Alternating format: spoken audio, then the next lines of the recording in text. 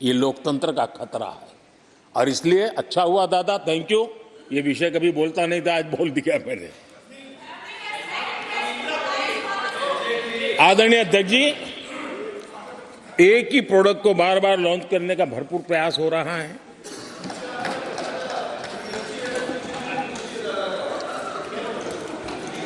आदरणीय अध्यक्ष जी, कांग्रेस एक परिवार में उलझ गई है।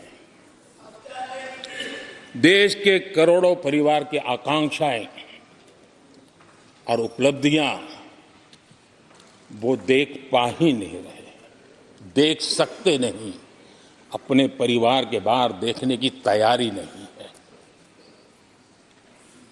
और कांग्रेस में एक कैंसिल कल्चर डेवलप हुआ है।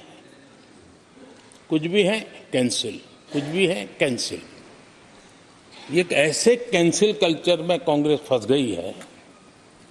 अगर हम कहते हैं मेक इन इंडिया तो कांग्रेस कहती है कैंसिल। हम कहते हैं आत्मनिर्भर भारत, कांग्रेस कहती है कैंसिल। हम कहते हैं वोकल फॉर लोकल, कांग्रेस कहती है कैंसिल। हम कहते हैं वंदे भारत ट्रेन, कांग्रेस कहती है कैंसिल। हम कहते हैं संसद की नई इमारत, कांग्रेस कहती है कैंसिल। यानी मैं हैरान हूं, ये कोई मोदी की उपलब्धियां नहीं है, देश की उपलब्धियां है।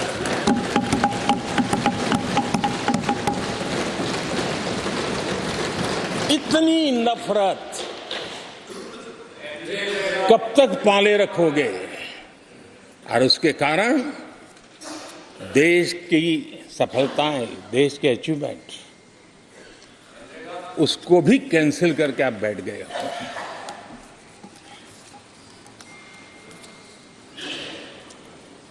आदरणीय अध्यक्ष जी, राष्ट्रपति जी ने विकसित भारत के रोड मैप पर चर्चा करते हुए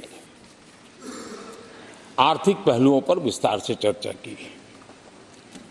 अर्थव्यवस्था के मूलभूत जो आधार है उसके की बारीकी से चर्चा की और भारत की मजबूत अर्थव्यवस्था को आज पूरी दुनिया सराह रही है, पूरी दुनिया उससे प्रभावित है। और जब विश्व संकट से गुजर रहा है तब तो उनको और ज्यादा अच्छा लगता है। G20 समिट के अंदर सारे देश ने देखा है कि पूरा विश्व भारत के लिए क्या सोचता है, क्या कहता है, क्या आशा करता है।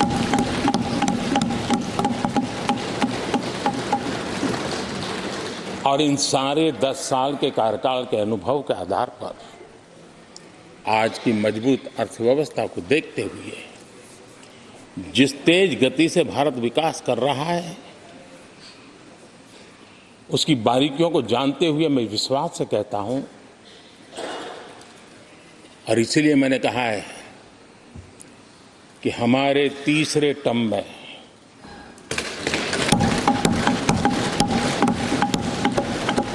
भारत दुनिया की तीसरी बड़ी आर्थिक ताकत बनेगा।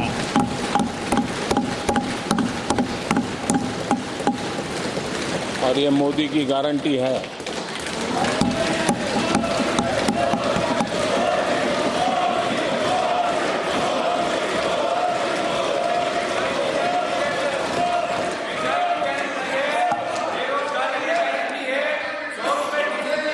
माननीय अध्यक्ष जी, इनको पहले मौका नहीं दिया था क्या? सबको मौका दिया है ना? हाँ,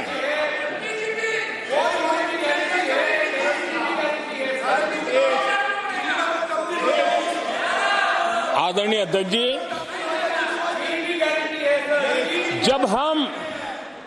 जब हम दुनिया की तीसरी बड़ी आर्थिक शक्ति बनकर के उभरेंगे कहते हैं, तो हमारे विपक्ष में बैठे कुछ साथी कैसा कुतर्क देते हैं। वो कहते हैं इसमें क्या है, ये तो अपने आप हो जाएगा। क्या कमाल है आप लोगों की। मोदी का क्या है, ये तो अपने आप हो जाएगी। मैं जरा सरकार की भूमिका क्या होती है इस सदन के माध्यम से देश को और विशेष करके देश के युवा मन को बताना चाहता हूं। देश की युवा शक्तियों को बताना चाहता हूं कि होता कैसे है और सरकार की भूमिका क्या होती है। आदरणीय अध्यक्ष जी, 10 साल पहले 2014 में फरवरी महीने में जो इंटरिम बजट आया था, उस समय कौन लोग बैठे थे आपको तो मालूम ही है, देश को भी मालूम है। जो 10 साल पहले इंटरिम बजट आया था, उसे पेश करते समय उस समय के वित्त मंत्री ने जो कहा था, मैं उसको कोट कर रहा हूं, और एक एक शब्द बड़ा मूल्यवान है जी। जब आप लोग कहते हैं ना कि तो अपने आप तीसरे नंबर पर जा ही जाएगा, ऐसा कहते हैं, उनको जरा समझना चाहिए। ये उन्होंने क्या कहा था? I now wish to look forward and outline a vision for the future. Vision for the future. पूरे ब्रह्मांड के सबसे बड़े अर्थशास्त्री बोल रहे थे। I now wish to look forward and outline a vision for the future. आगे कहते हैं, I wonder how many have noted the fact that India's economy, in terms of the size of its GDP, is the 11th largest in the world. यानी 2014 में 11 number पहुंचने पर क्या गौरवगान होता था। आज 5 पर पहुंच गए और आपको क्या हो गया? आदरणीय अध्यक्ष जी, आदरणीय अध्यक्ष जी,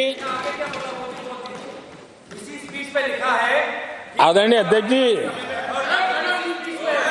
आदरणीय अध्यक्ष जी, आदरणीय अध्यक्ष जी,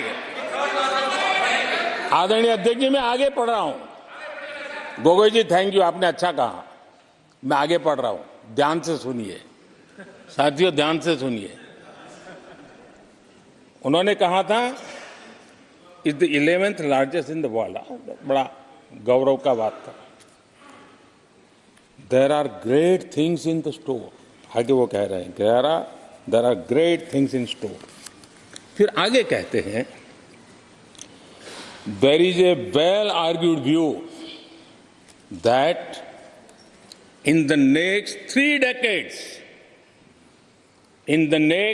decades, India's nominal GDP will take the country to the 3rd rank after the US and China. उस समय ये ब्रह्मांड के बड़े अर्थशास्त्री कह रहे थे कि तीसरे नंबर पर 30 साल में हम पहुंच जाएंगे। 30 साल। और फिर कहा था ये मेरा विजन, जो मैं मनमोहन सिंह नहीं थे उस वक्त, मनमोहन सिंह नहीं थे। बहुत लोग हैं जो ये ख्यालों में रहते हैं वो ब्रह्मांड के सबसे बड़ी अर्थशास्त्री है। ये लोग 2014 में कह रहे हैं, और विजन क्या देखते हैं? 2044 यानी 2044 तक तीसरी अर्थव्यवस्था की बात। ये इनकी सोच, ये इनकी मर्यादा, सपना भी देखने का सामर्थ्य खो चुके थे लोग। संकल्प तो दूर की बात थी। 30 साल का इंतजार करने के लिए मेरे देश की युवा पीढ़ी को कह कर गए थे, लेकिन हम आज आपके सामने विश्वास से खड़े हैं, इस पवित्र सदन में खड़े हैं, और मैं आपको विश्वास दिलाता हूं कि 30 साल हम नहीं लगने देंगे। ये मोदी की गारंटी है। मेरे तीसरे कार्यकाल में देश दुनिया की तीसरी आर्थिक शक्ति बन जाए।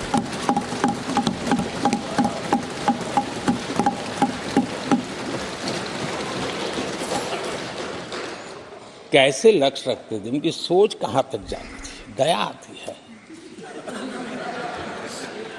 और आप लोग 11 नंबर पे बड़ा गर्व कर रहे थे, अब 5 नंबर पहुंचा दिए जी। लेकिन अगर 11 पर पहुंचने से आपको खुशी होती थी तो 5 नंबर पहुंचने पर भी खुशी होनी चाहिए। देश 5 नंबर पर पहुंचा, आपको खुशी होनी चाहिए। इस बीमारी में फंसे पड़े हो आप। आदरणीय अध्यक्ष जी, भाजपा सरकार की काम करने की स्पीड, हमारे लक्ष्य कितने बड़े होते हैं, हमारा हौसला कितना बड़ा होता है, वो आज पूरी दुनिया देख रही है।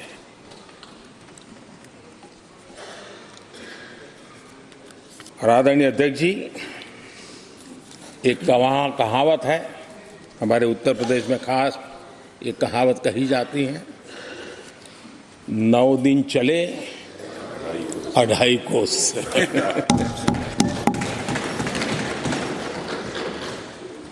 और मुझे लगता है कि ये कहावत पूरी तरह कांग्रेस को परिभाषित कर देती है। ये कांग्रेस की सुस्त रफ्तार,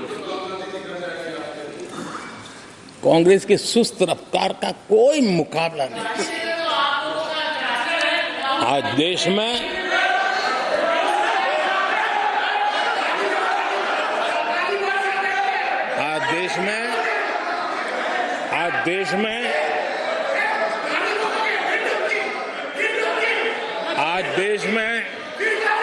जिस रफ्तार से काम हो रहा है, कांग्रेस सरकार इस रफ्तार की कल्पना भी नहीं कर सकती। आदरणीय अध्यक्ष जी,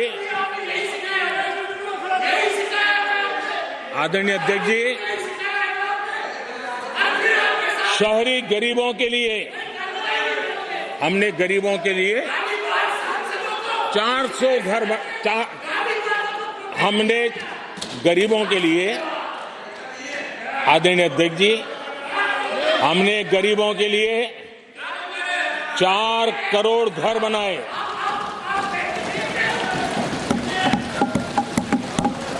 और शहरी गरीबों के लिए 80 लाख पक्के मकान शहरी गरीबों के लिए बने।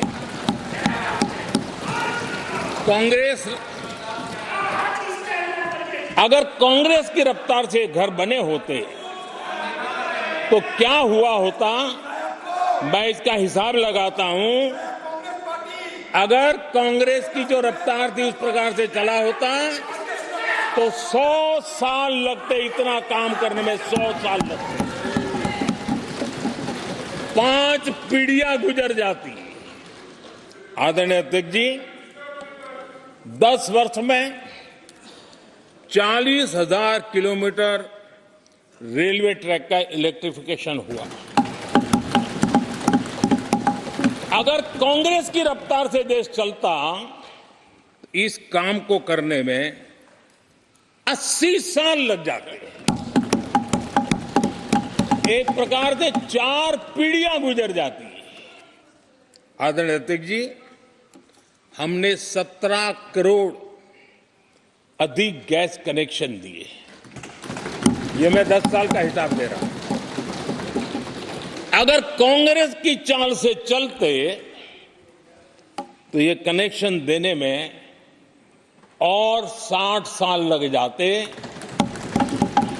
3 पीढ़ियां धुएं में खाना पकाते पकाते गुजर जाती। आदरणीय अध्यक्ष जी, हमारी सरकार ने सैनिटेशन कवरेज 40% से 100% तक पहुंची है। अगर कांग्रेस की रफ्तार होती तो ये काम होते होते 60-70 साल और लगते और कम से कम 3 पीढ़ियां गुजर जाती, लेकिन गारंटी नहीं होता कि नहीं होता। आदरणीय अध्यक्ष जी, कांग्रेस की जो मानसिकता है, जिसका देश को बहुत नुकसान हुआ है, कांग्रेस ने देश के सामर्थ्य पर कभी भी विश्वास नहीं किया। वे अपने आप को शासक मानते रहे और जनता जनार्दन को हमेशा कमतर आंकते गए, छोटा आंकते गए। आदरणीय अध्यक्ष जी, देश के नागरिकों के लिए कैसा सोचते थे, मैं जानता हूं, मैं नाम बोलते ही उनको जरा चुभन होगी, लेकिन 15 अगस्त लाल किले से प्रधानमंत्री नेहरू ने जो कहा था वो मैं जरा पढ़ता हूं। लाल किले से भारत के प्रथम प्रधानमंत्री ने जो कहा था वो पढ़ रहा हूं, नेहरू जी ने। उन्होंने कहा था, हिंदुस्तान में काफी मेहनत करने की आदत आम तौर से नहीं है। हम इतना काम नहीं करते जितना कि यूरोप वाले या जापान वाले या चीन वाले या रूस वाले या अमेरिका वाले करते हैं। ये नेहरू जी लाल किले से बोल रहे हैं। यह न समझिए, यह न समझिए कि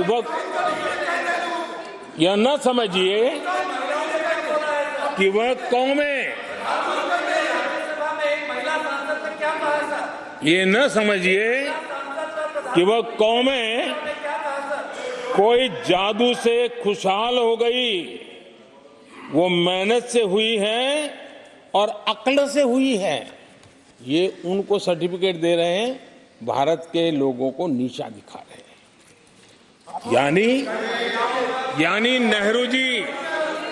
यानी नेहरू जी की भारतीयों के प्रति सोच थी कि भारतीय आलसी है। नेहरू जी की भारतीयों के लिए सोच थी कि भारतीय कम अक्ल के लोग होते हैं। और आदरणीय अध्यक्ष जी, इंदिरा जी की सोच भी उससे ज्यादा अलग नहीं थी। इंदिरा जी ने जो लाल किले से 15 अगस्त को कहा था, लाल किले से 15 अगस्त को इंदिरा जी ने कहा था, दुर्भाग्यवश हमारी आदत ये है कि जब कोई शुभ काम पूरा होने को होता है तो हम आत्मतुष्टि की भावना से ग्रस्त हो जाते हैं, और जब कोई कठिनाई आ जाती है तो हम नाउम्मीद हो जाते हैं। कभी कभी तो ऐसा लगने लगता है कि पूरे राष्ट्र ने ही पराजय भावना को अपना लिया है।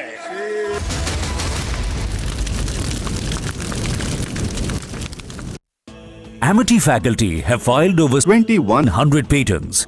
Yet another reason why Amity has been ranked among the top for innovation achievements. I think it's the best time that has been chosen, and we cannot stop anymore. The temple construction will keep happening. It may take several more months to finish, or maybe years. But what is now available, what is ready, we should just go on. Gurudev, are the Muslims a part of this celebration? You know, we are just days away from the Pran Pratishtha of the Bhavya Ram Mandir. And I remember that in 2018, we were covering very closely what you were doing. And I must say today to all the viewers that it's not just the court verdict. It's also, viewers, we must understand there was a setting, there was a mood setting which happened, and the process of reconciliation happened before the court order, when Gurudev Sri Sri Ravi Shankar sat with all the representatives of both the sides. I remember he had sat and he even told there were 12 trunks which were given full of documents to the Chief Justice of India at that point of time. Gurudev was part of the negotiation which went on with both sides.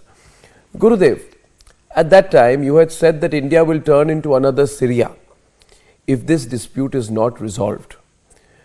I remember you also said that we can't make Lord Ram to be born in another place, while you were saying why the Hindus should be given the site.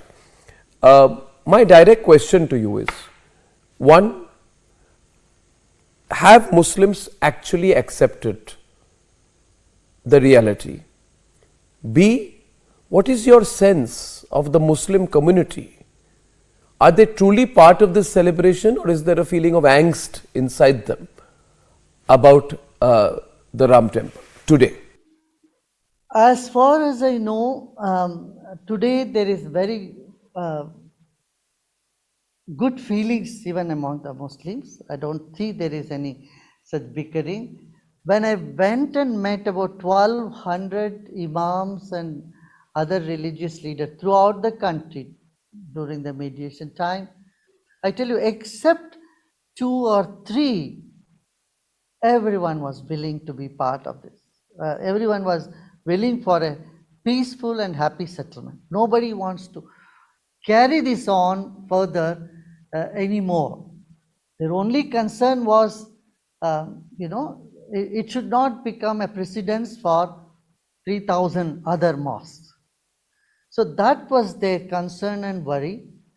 And a second thing was that except just a couple of lawyers and a few people, most of them were willing to come to the settlement. And many of them have written, given in writing that they are ready to be part of peaceful settlement. But what is this? In fact, Arnab, that nobody wanted 5 acres. Muslims never even asked for 5 acres of land. It is our suggestion to give them so that everyone feels good about it. To feel good factor is where the solution that came, and which Supreme Court also came up as a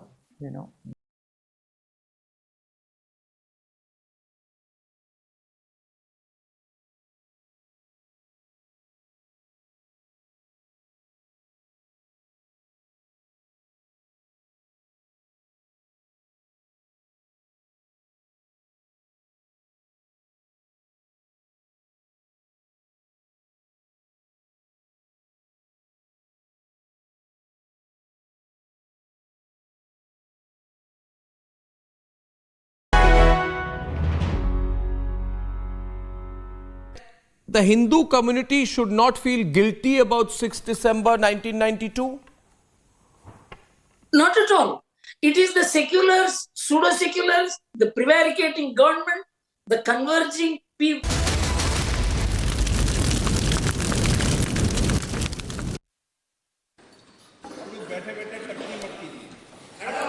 मैं देख रहा हूं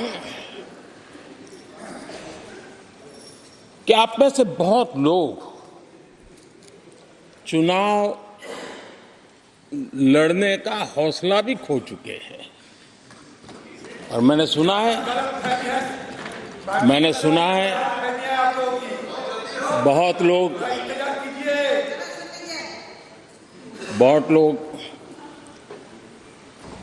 पिछली बार भी seat बदली, इस बार भी कुछ सीट बदलने के फिराक में हैं। और मैंने सुना है बहुत लोग अब लोकसभा के बजाय राज्यसभा में जाना चाहते हैं। तो स्थितियों का आकलन करके वो अपना अपना रास्ता ढूंढ रहे हैं।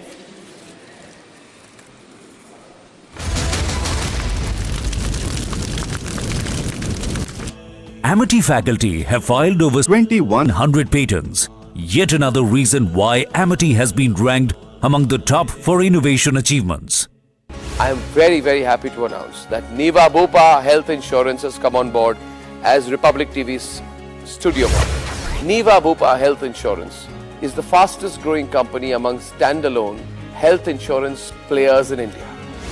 It has also provided health insurance coverage to 1.1 crore people in India and settled over 15 lakh claims, processing one claim every 60 seconds. So we are delighted to be partnering with them.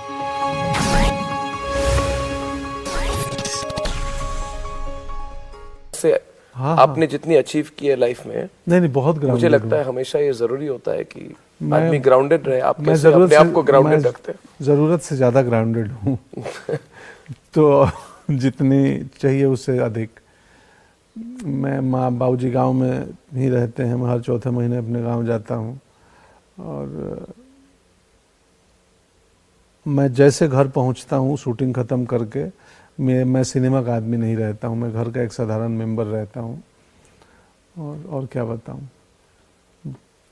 मेरी grounded की अब marketing भी होने लगी है आजकल। सहज होना, सरल होना भी बहुत, ऑर्डिनरी होना एक्स्ट्रा ऑर्डिनरी हो गया है। अब मैं कई बार मुझे ही शक होता है कि मैं क्या ग्राउंडेड हूँ या कि ग्राउंडेड होने की एक्टिंग कर रहा हूँ, क्योंकि मार्केटिंग बहुत बड़ी हो चुकी है इसकी। हर आदमी बोलता है विनम्र है। एक पिछले दिनों इंटरव्यू कर रहे मैं किसी ने पूछ दिया कि आप भाई आप विनम्र हैं, आपके हम्बल होने का कोई फायदा उठाया याद हो? तो मैंने जवाब दिया कि भाई किसी ने मेरी विनम्रता का फायदा उठाया और मुझे याद हो फिर काहे की विनम्रता। इसके रील्स बन गए, पॉपुलर हो गया। तो मुझे कई बार मैं अपने आप को एक्टिंग के थ्रू एक्सप्लोर करने में लगा हूं कि मैं सच में इतना हम्बल हूं, मैं जजमेंटल हूं या नहीं हूं। जैसे मैं बोला आपसे मिलना चाहता था, यानी मेरे मन, मैं उसी बीच में सोचा कि मेरे मन में इनको लेके कुछ जजमेंटल था क्या, मैं क्यों मिलना चाहता, मैंने सोचा, मैं पूछ रहा हूं कुछ था, नहीं था, मैंने सोचा कि ऐसा क्यों आया मेरे मन में ये थॉट। तो अभिनय एक्टिंग जो है, और मेरी बातों में सर मैं थोड़ा एक्टिंग का छात्र हूँ, एक्टिंग पे बहुत सोचता हूँ, तो कई रेंडम थॉट्स आते हैं तो मैं कहीं और की बात किसी और बात में करने लगता हूँ। ये मेरी समस्या है। क्या बोल रहा था अभी? नहीं वही कह रहे थे अब, मैंने ग्राउंडेड की बात कही ना। हाँ, तो मेरे को भी मालूम नहीं, मुझे लगता है मैं हूँ और लोगों को लगता है कि मैं बहुत ज्यादा हूँ, और ये सुन के मुझे लगता है मुझे और ज्यादा होना चाहिए। तो फिर लगता है कि क्या मैं एक्टिंग कर रहा हूँ ग्राउंडेड होने का? कि आप मूवी इंडस्ट्री में आपको इस तरह से रहना चाहिए, ऐसी गाड़ी में जाना चाहिए, इसे 100-200 लोगों को साथ में ले जाके, मतलब जो एक होता है ना, एक क्या बोलते हैं उसको अंग्रेजी में कहते हैं पैराफर्नालिया। हाँ, मतलब जी। एक पूरी मुझे पसंद नहीं है। मुझे मैं अननोन होके चलना चाहता हूँ। मैं मास्क लगाता हूँ और इसलिए नहीं कि मुझे कॉमन लोगों के बीच जाना है, एक्टर हूँ तो एक्सपीरियंस करना है। मैं उसमें सहज पाता हूँ अपने आप को कि मैं चुपके से पब्लिक ट्रांसपोर्ट में बैठ के और बिना कोई ना पहचाने मैं 10 दिन बॉम्बे में अभी मेट्रो से गया शूटिंग करने। मैं जब भी गांव जाता हूं मेरे डीएमएसपी बोलते हैं जिले के, आप प्लीज़ बता दो, ऐसे मत आया करो, हम स्कॉट लगा देंगे, ये कर देंगे। मुझे पसंद नहीं है मेरे आगे स्कॉट की गाड़ी चले। मैं बस में मास्क और टोपी लगा के लोगों के साथ बैठ के हैप्पीली घर चला जाऊंगा और कोई ना जाने, मैं ऐसे ही घर जाता हूँ और आता हूँ। बहुत बढ़िया। तो मुझे वो पसंद नहीं है। बहुत बढ़िया। और ये भी अच्छा लगा आपने जो कहा घर जाता हूँ तो बिल्कुल, मतलब that also keeps you। माँ से मिलने गया हूँ मैं, थोड़ी अपनी पॉपुलैरिटी और क्षमता दिखाने आया हूँ कि देख स्कॉट की गाड़ी आई है, गांव वाले मेरे परेशान हो जाएं या मैं बड़ी बड़ी गाड़ी लेके जाऊं। मैं जो सबसे सस्ती मीटर पे मिलती है टैक्सी, उसी में बैठ के जाता हूँ गोरखपुर से। People are uncomfortable. No, too much Hinduism nowadays. Why should we be passive Hindus? We are becoming aggressive Hindus. Trending burning question. Powered by Reva University, Century Laminates, AMNS, Acco Insurance and Hyundai Samad.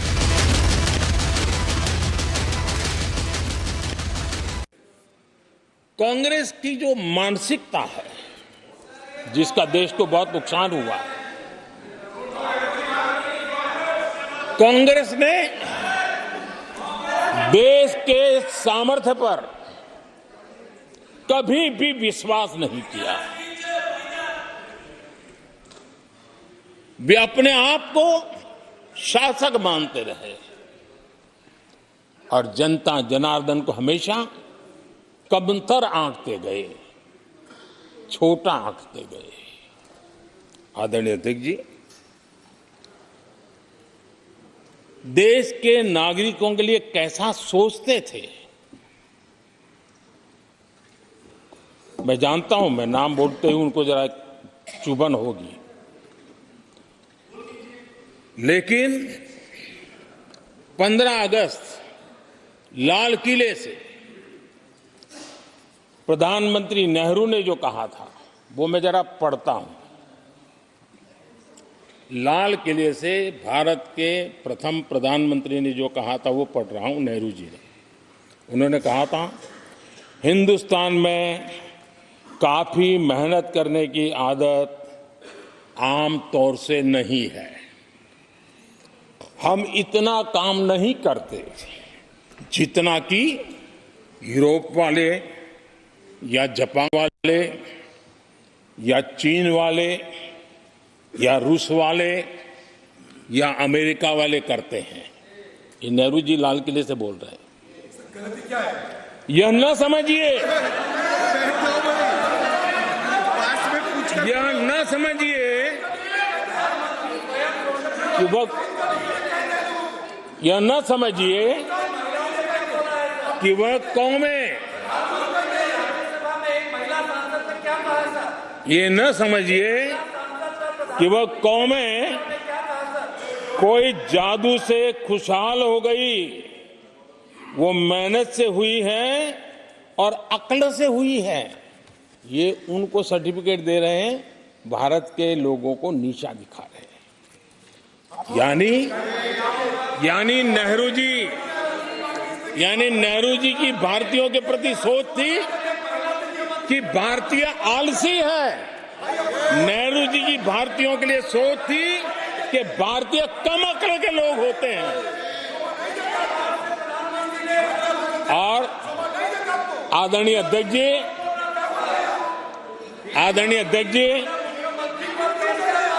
Indira ji की सोच भी उससे ज्यादा अलग नहीं थी। इंदिरा जी ने जो लाल किले से 15 अगस्त को कहा था, लाल किले से 15 अगस्त को इंदिरा जी ने कहा था, दुर्भाग्यवश हमारी आदत ये है कि जब कोई शुभ काम पूरा होने को होता है तो हम आत्मतुष्टि की भावना से ग्रस्त हो जाते हैं, और जब कोई कठिनाई आ जाती है तो हम ना उम्मीद हो जाते हैं। कभी कभी तो ऐसा लगने लगता है कि पूरे राष्ट्र ने ही पराजय भावना को अपना लिया है।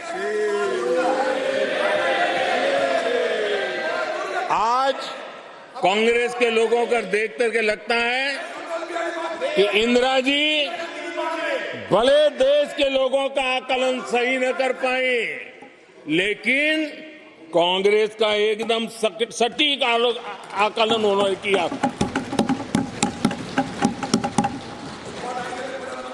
कांग्रेस के शाही परिवार के लोग मेरे देश के लोगों को ऐसा ही समझते थे, उनके विषय में ऐसे ही सोचते।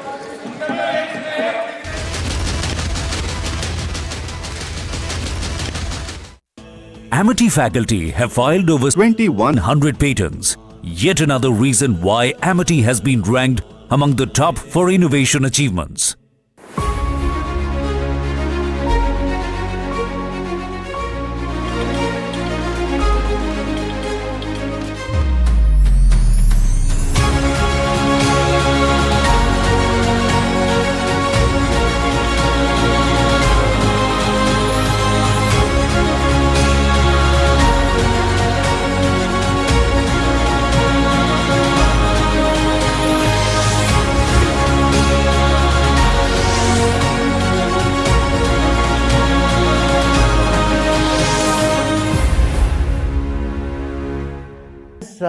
As everyone knows, Ashok Shingal's one-pointed agenda was Ram Temple, and he was traveling far and wide the country. He has come to me several times, and once when there was a talk between with the Shankaracharya and the Muslim personal law, it all failed. And so he was so disappointed. So he came to me right from Kanchipuram to Bangalore. At the time I told him, I have the intuition, I have this feeling that the vision that there's a temple which is dilapidated. There is a Kali temple, Dev Kali temple. Dev Kali is the Kuldevi of Sri Ram. And that temple is completely in dismay. No proper arrangements are there. This is what I feel. Is there such a temple? I asked him. Then we found out, yes, there are two Kali Mandir. One is Choti Kali, another is Dev Kali Mandir, which is just outskirts of Ayodhya. Then he said, no, we have to revive this temple and, reconsecrate that place. So we found a proper muhurt and we went there. Ashok Singhal was also present, and several people from Delhi. Mahesh Gupta ji was also there with me, and we had all the 4 Vedic Pandits go there, and we reconsecrated the temple. There was a pond right in front which had become just a garbage dump, and that pond was clean and fresh water was brought in there. And Nitya Gopal Das ji, who was there, was leading the Ram Janambhoomi. He was also present. So with all the presence of all the saints and some imams also, everybody was present. We had a satsang that evening, and we prayed that this thing should happen. Then again I had a premonition, this will happen only after 14 years. So Ashok Singhal ji was pressurizing me, was telling me, see, Vajpayee ji, you pressurize him. We don't mind even if the government goes, but he should bring a resolution and Ram temple must be built. There was no talk between Ashok ji and Vajpayee ji at that time. There was a lot of tension between them. So then I assured him, no, you keep going, it will happen. Then we had satsang at Ashok ji's house also, later in Lucknow that next day. And that's it. And the temple, after the temple, there is no, after that temple,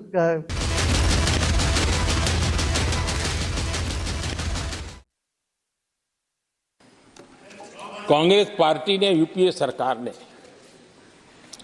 OBC समुदाय के साथ भी कोई न्याय नहीं किया, अन्याय किया।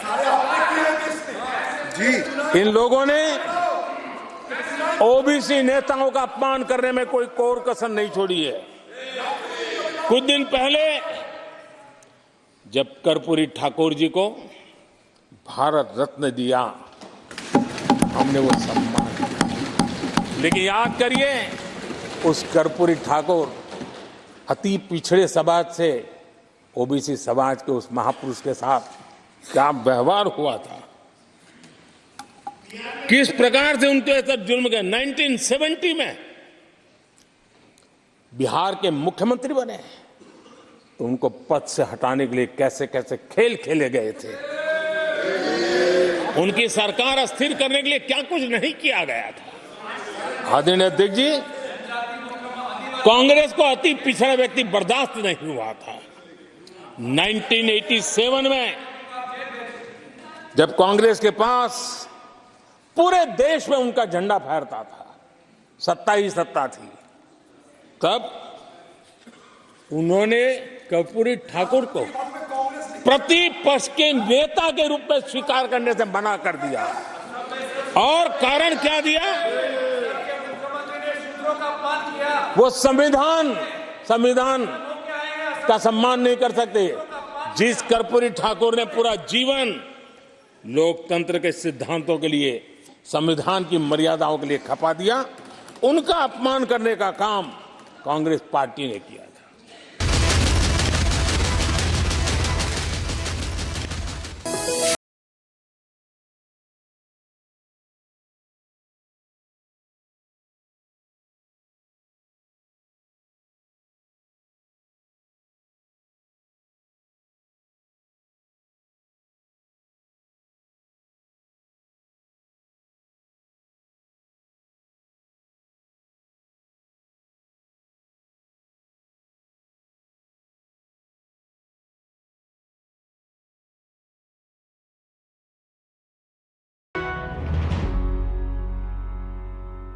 से आपने जितनी अचीव की है लाइफ में, नहीं बहुत मुझे ग्राउंडेड लगता है हमेशा ये जरूरी होता है कि आदमी ग्राउंडेड रहे। आप कैसे अपने आप को ग्राउंडेड रखते हैं? ज़रूरत से ज़्यादा ग्राउंडेड हूँ तो जितनी चाहिए उससे अधिक। मैं माँ बाबूजी गांव में ही रहते हैं, मैं हर चौथे महीने अपने गांव जाता हूँ। और मैं जैसे घर पहुँचता हूँ शूटिंग ख़त्म करके, मैं सिनेमा का आदमी नहीं रहता हूँ, मैं घर का एक साधारण मेंबर रहता हूँ। और क्या बताऊँ,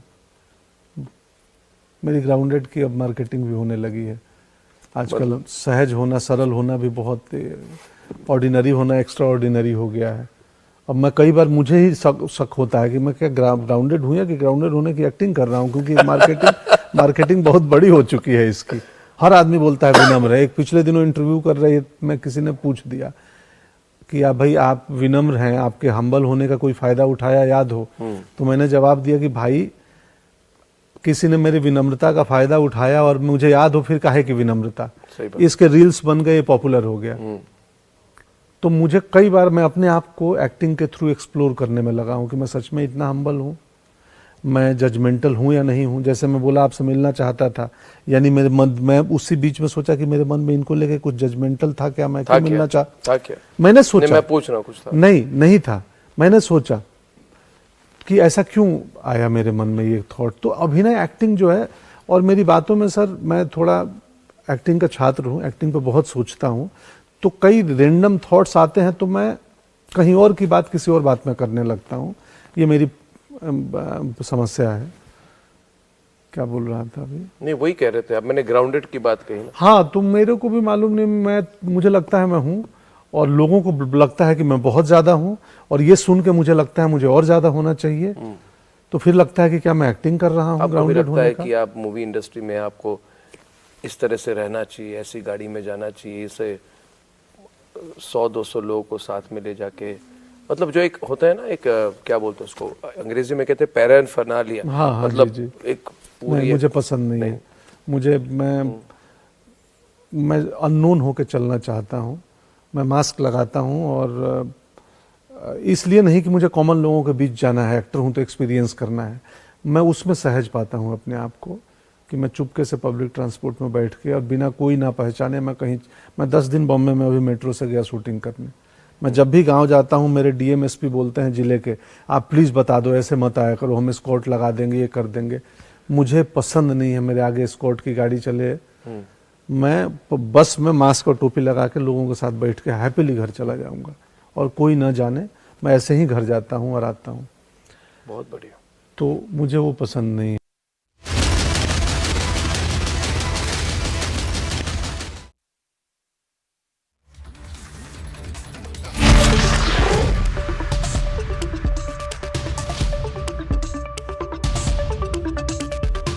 I always felt that there was something which was preventing the Hindus from expressing their true feelings as Hindus and as nationalists and as part of people in public discourse. I had the fortune of being associated with the Ramjan Bobu movement from the word go. It started in 1983, but there is a background to it. It is not that this movement originated on the basis of Hindu-Muslim relationship in post-independence India, but it happened long back. All this came out in the course of the exchange of documents between Hindus and Muslims as to how the Ram Janmabhoomi movement evolved from the 18th century, early part of the 18th century. And the British had recorded it. A British judge had recorded in 1886 when a suit was filed to take possession of the Ram Janmabhoomi. He recorded that it is unfortunate that a Hindu temple was demolished and a mosque has been built on its place. But it is very difficult for me after this length of time to hand over the premises to the Hindus. This was the helplessness of government with the judicial system, which had very limited scope to intervene in these matters. But the historicity of this was established by series of struggles which the Hindus undertook. By way of military expedition, by way of war diplomacy, and it all every time there was some physical clash. The last was in 1934, when several hundreds of Hindus were killed, according to the British records. So the Hindus have been struggling for it on the basis of their continuous belief and claiming the right to worship. This would have normally happened immediately after the country attained freedom, like it happened in the case of Somnath. It should have happened instantly. But the idea was to deny the Hindus their just and lawful claims to the three masjids. You know, it is not that the government was unaware, the political system was unaware, or the judiciary was unaware. Anyone with basic understanding of historic and civilizational forces, how they can, like a wave, again and again come and manifest, will have to only look at what Arnold Toynbee told the Indians in India in the Abul Kalam Azad Memorial Lecture in 1956. He made 3 points. He said that the three masjids are an ocular provocation because they were not built as religious symbols, but as symbols of conquest and domination of Hindus by Muslims. In a way,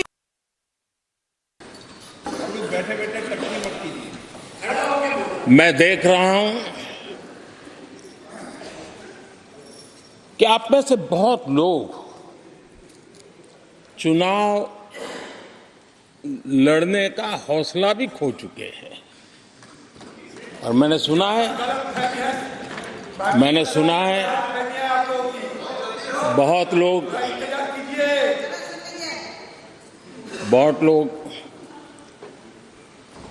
पिछली बार भी seat बदली, इस बार भी कुछ seat बदलने के फिराक में हैं और मैंने सुना है बहुत लोग अब लोकसभा के बजाय राज्यसभा में जाना चाहते हैं। तो स्थितियों का आकलन करके वो अपना अपना रास्ता ढूंढ रहे हैं।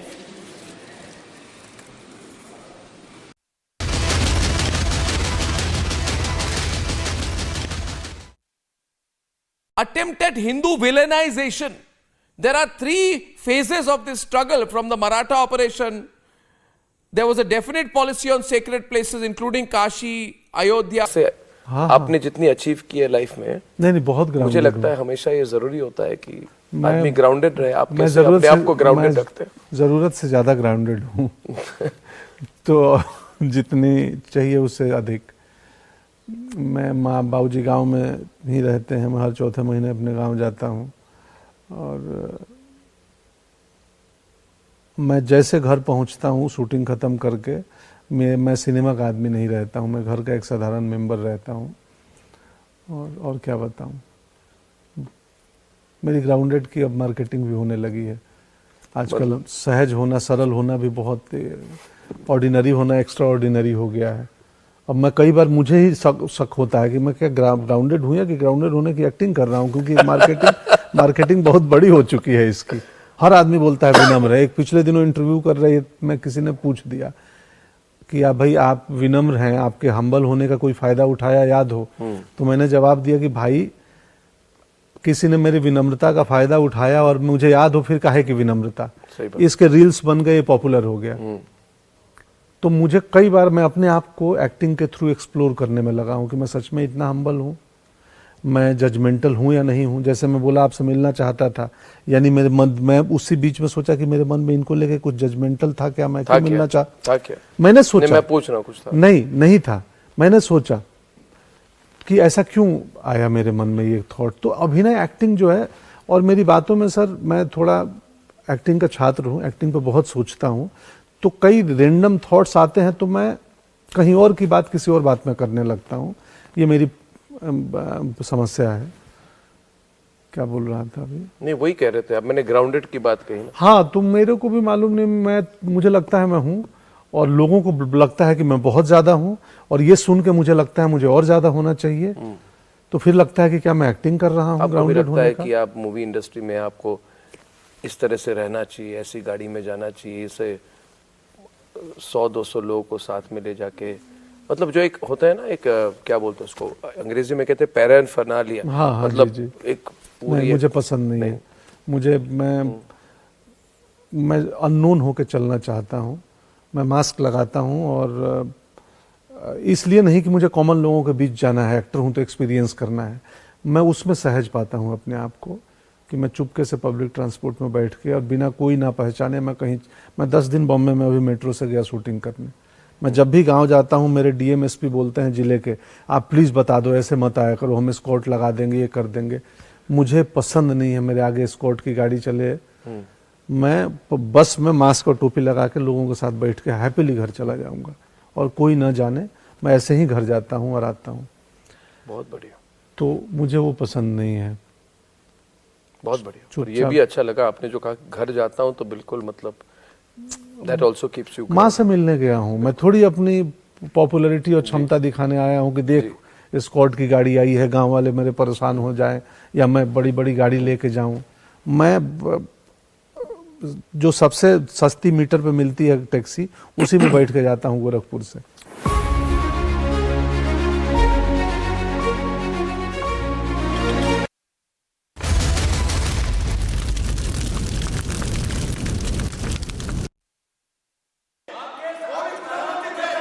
माननीय अध्यक्ष जी,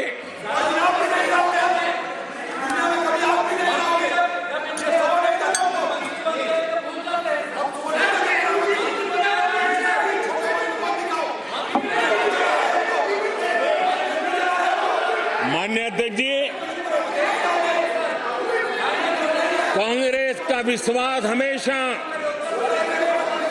सिर्फ एक परिवार पर रहा। एक परिवार के आगे वो न कुछ सोच सकते हैं, न कुछ देख सकते हैं। कुछ दिन पहले भानुमति का कुनबा जोड़ा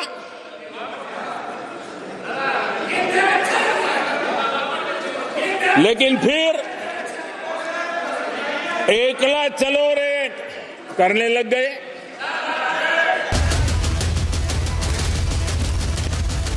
Trending burning question, powered by Reva University and Century Club Prime. I always felt that there was something which was preventing the Hindus from expressing their true feelings as Hindus and as nationalists and as part of people in public discourse. I had the fortune of being associated with the Ramjan Bobu movement from the word go. It started in 1983, but there is a background to it. It is not that this movement originated on the basis of Hindu-Muslim relationship in post-independence India, but it happened long back.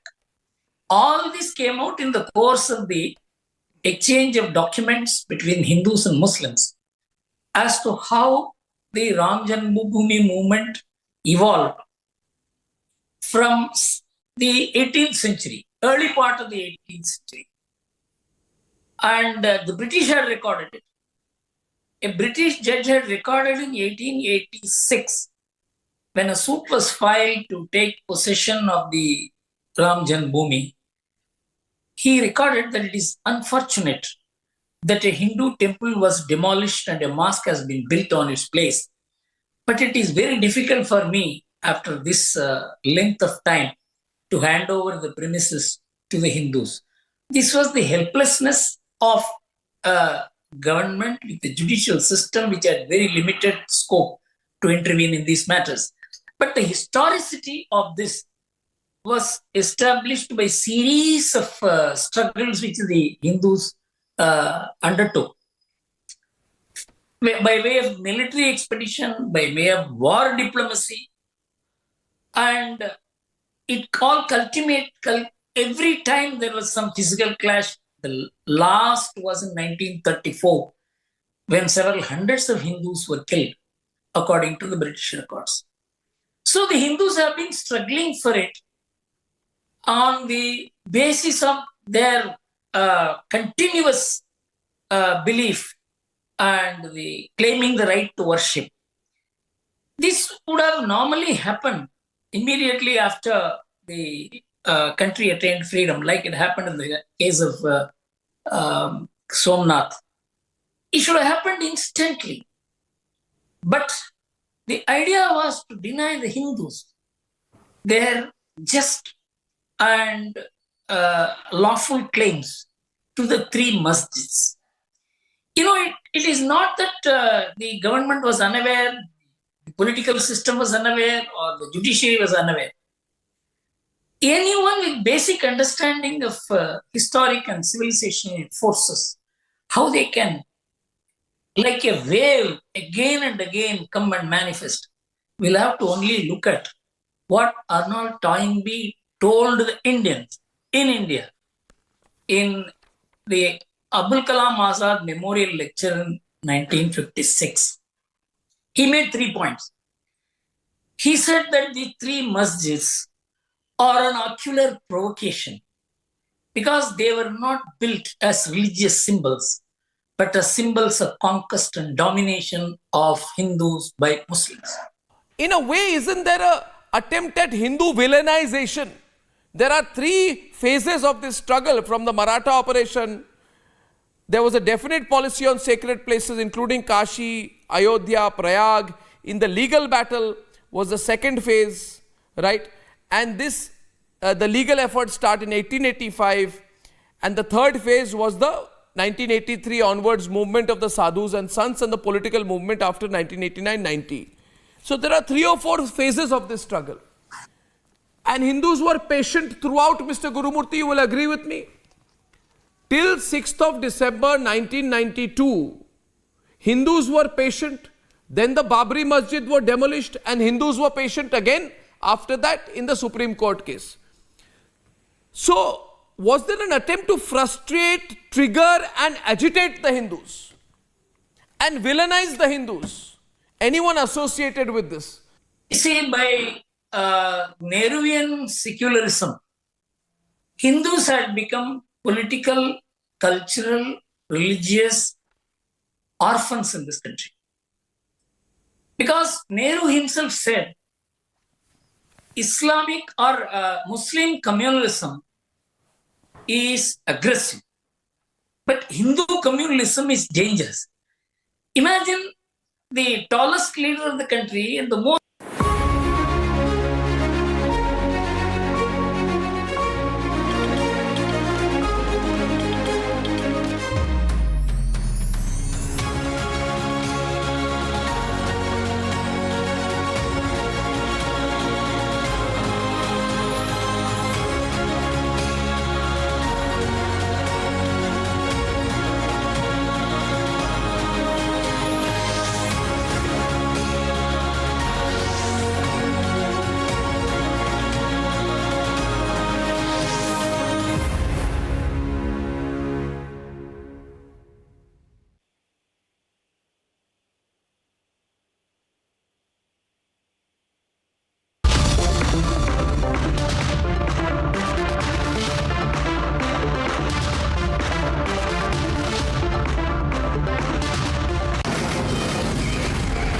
From the Delhi studios of Republic TV, it's time for Arnab Goswami on The Debate.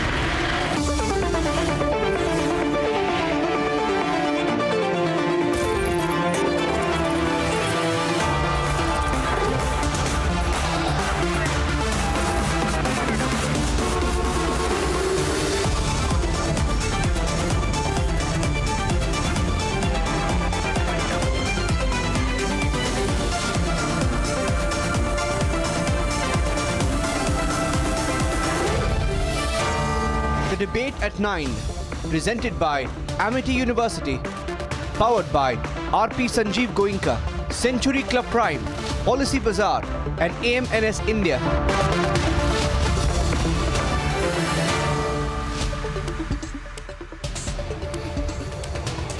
Good evening and welcome, ladies and gentlemen.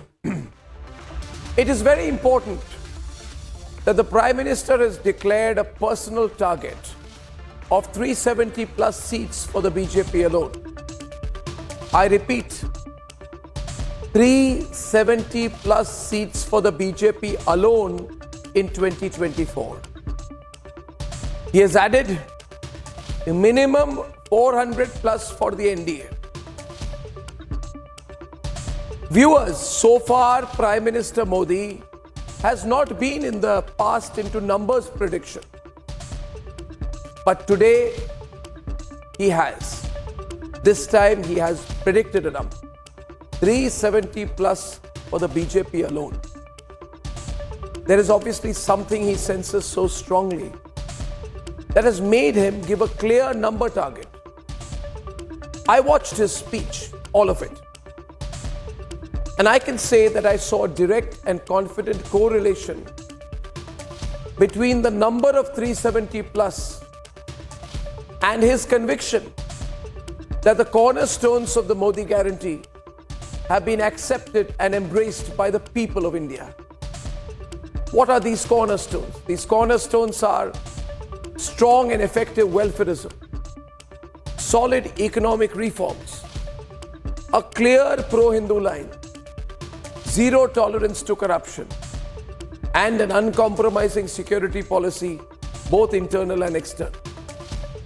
Nation first. Now, the tragedy for the Congress party, who the Prime Minister brutally attacked, is that Narendra Modi is far from his peak. And his personal popularity is rising day after day. What do I think? I would not be surprised at all if the BJP goes 375 plus.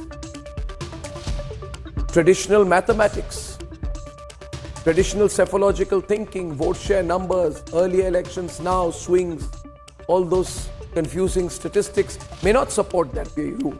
You may have psephologists saying, 320 we understand, but 375 won't happen. But what do psephologists ever know? Psephologists always get it wrong. The only question about psephologists is who got fewer wrong than the other, but they traditionally all get it wrong. In 2014, they undermined the BJP. In 2019, they undermined the BJP. They will be and should be very careful not to make the same mistake in 2024. Modi 2024. 370 plus, says Modi.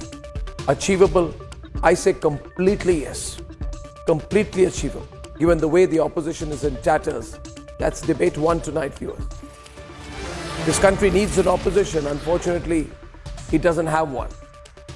Debate number 2 this evening.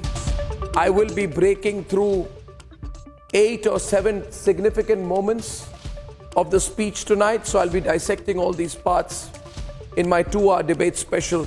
To start with, here are the headlines. This Monday evening, the 5th of February, on the debate tonight.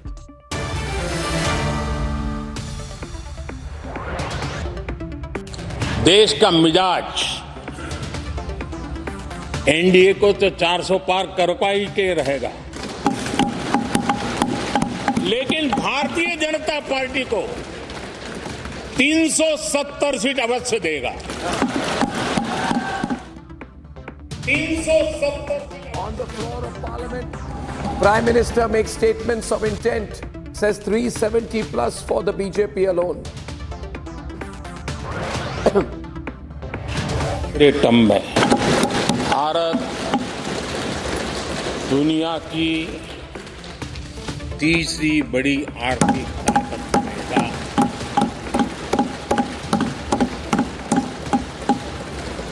और ये मोदी की guarantee है।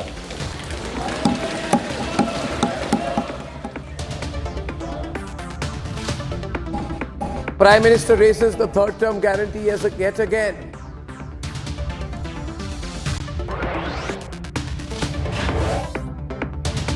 एक cancel culture develop, कुछ भी है cancel. हम कहते हैं मेक इन इंडिया तो कांग्रेस कहती है कैंसिल। हम कहते हैं आत्मनिर्भर भारत, कांग्रेस कहती है कैंसिल। मैं हैरान हूं, ये कोई मोदी की उपलब्धियां नहीं है, देश की उपलब्धियां हैं।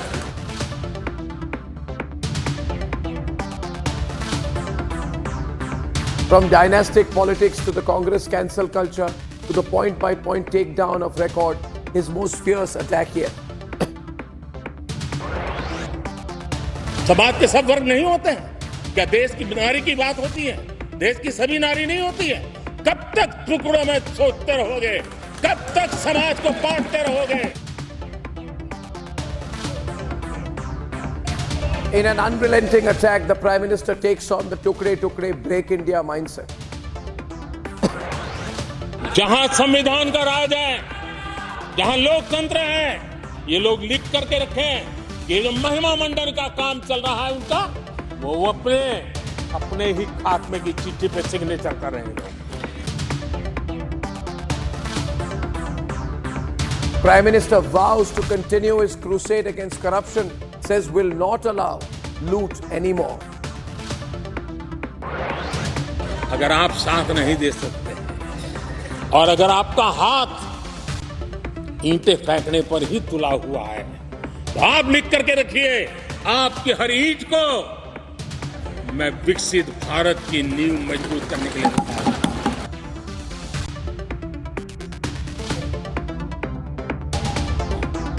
The Prime Minister sets the tone for the 2024 elections with the Viksit Bharat vision, says we'll build a Viksit Bharat with the dreams of the citizens of India.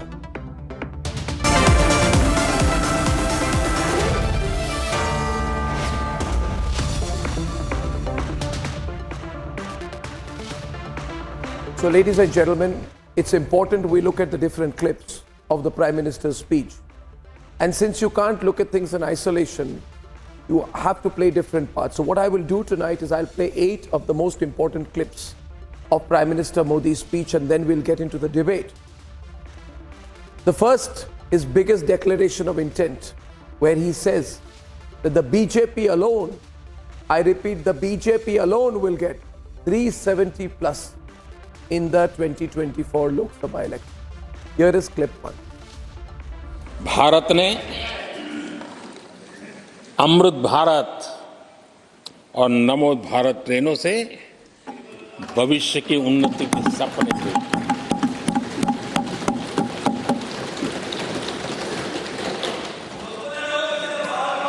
आदरणीय अध्यक्ष जी, देश के गांव-गांव ने, देश के कोटि-कोटि जनों ने विकसित भारत की संकल्प यात्रा देखी है और सेचुरेशन के पीछे कितनी मेहनत की जाती है, उसके हक की चीज उसको मिले, उसके दरवाजे दस्तक देकर के देने का प्रयास देश पहली बार देख रहा है। आदरणीय अध्यक्ष जी, भगवान राम, आदरणीय अध्यक्ष जी, भगवान राम न सिर्फ अपने घर लौटे, बल्कि एक ऐसे मंदिर का निर्माण हुआ जो भारत की महान सांस्कृतिक परंपरा को नई ऊर्जा देता रहेगा। और आदरणीय अध्यक्ष जी, अब हमारी सरकार का तीसरा कार्यकाल भी बहुत दूर नहीं है। ज्यादा से ज्यादा 100-125 दिन बाकी है। और अब की बार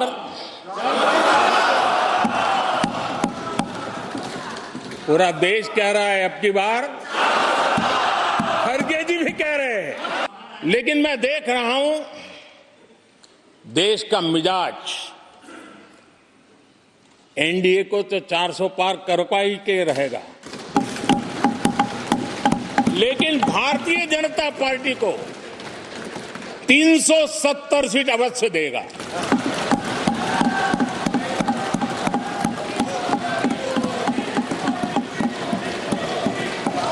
बीजेपी को 370 सीट और एनडीए को 400 पार।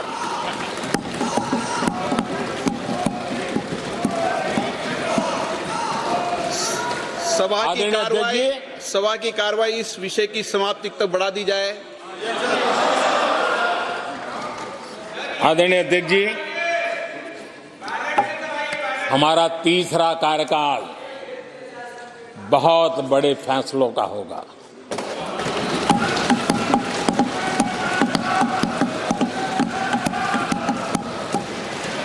मैंने लाल किले से कहा था और राम मंदिर प्राण प्रतिष्ठा के समय भी मैंने उसको दोहराया था।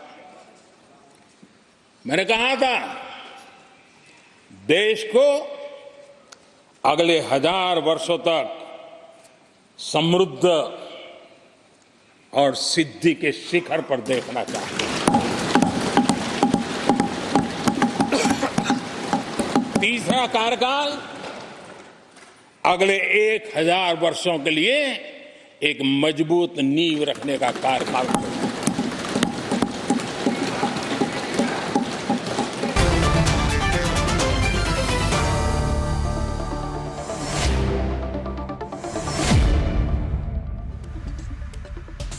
I have with me tonight Ramesh Sabharwal, Senior Congress Leader, Member of the All India Congress Committee, Abbas Haidar, National Spokesperson of the Samajwadi Party, Arka Kumar Nag, who supports the Trinamool Congress, Gaurav Bhatia, National Spokesperson of the BJP, and my colleague Abhishek Kapoor.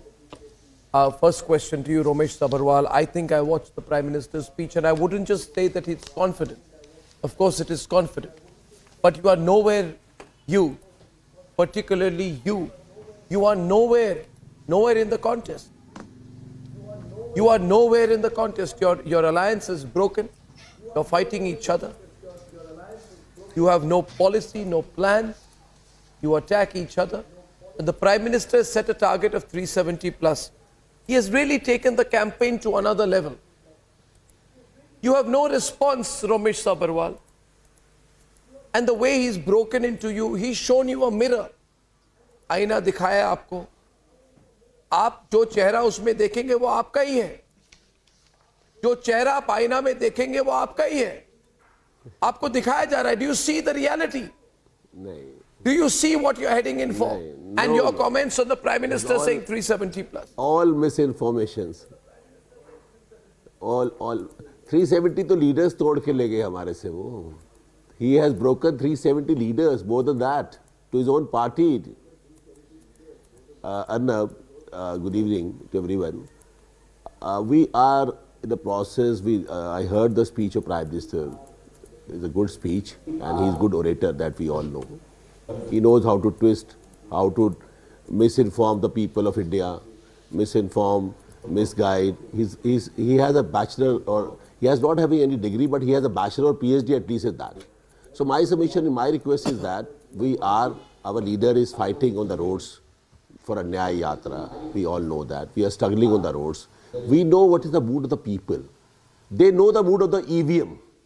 They know how to hack the EVM. You mean he's traveling on his luxury bus? 370. On his luxury bus. 400 plus.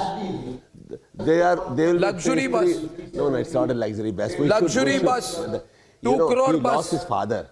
10 crore bus. No. 500 crore campaign. No. Listen. Anna, we should appreciate. We should appreciate. He is struggling on the roads for the democracy of this country. You know, he is struggling for all of us. Please, for God's sake, we have a respect for Prime Minister also. We have a respect for our leader also. We should tell the reality to the people. It is a duty of the journalism. It is a duty of the press media. No, we are struggling on the roads for the people. I think the What's point happening in Manipur? I don't want to go into I want a response. No, I want a response. See, Ramesh Prime Minister is a BJP leader. Ramesh, I find it very, very important. I find it very, very important to place before you. I find it very, very important to place before you that the Prime Minister usually does not put numbers out. Am I right, Abhishek? It's very unusual, Abhishek. Extremely unusual, Abhishek. For the Prime Minister to put a number. I was surprised. I was surprised. Having followed his career, his style, I was surprised. He's put out a number. No. Amit Shah, I'm saying Prime Minister himself putting out a number is unusual. Everybody watching the program knows it. But he's done so this time. Abhishek. No. Amit Shah ji has always put the numbers. Yeah, I mean, we remember, Arnab, for example, from so many interviews we have done, and every time a question has been asked of him, from 2007, 2012, 2013, 14 onwards, every time there has been an election, whether he can put a number to what the success rate would be like, he has always refused, saying, no, it's not about arithmetic for me, it's about chemistry. And for him to be saying that this is the number, that's what going to be, I think that really shows the kind of confidence, for example, which we saw getting reflected in the interim budget. Getting reflected, and mind you, this is on the floor of the House. This is a matter of record for ages to come. Remember, Prime Minister was quoting from 1950s and 60s from Parliament records. So whatever he has said today becomes a matter of record for ages to come, hundreds of years to come. And for the Prime Minister to be saying that, I think there is this understanding, it's a matter of absolute record. Confidence in the BJP. It's a matter of record without a doubt. Kind of numbers. And so, no, not coming back, Abhishek. The BJP, through the Prime Minister, is saying we are going to sweep 24 in a bigger way. But question being, why the statement of on 370? Is it an allusion to the removal of Article 370? Is it a reminder to your core base, the core base that supports the Ram Mandir, supports abolition of triple talaq, supports removal of Article 370? Is it a subtle reminder to the core base? The core base of the BJP that come for us in bigger numbers this time? Gaurav.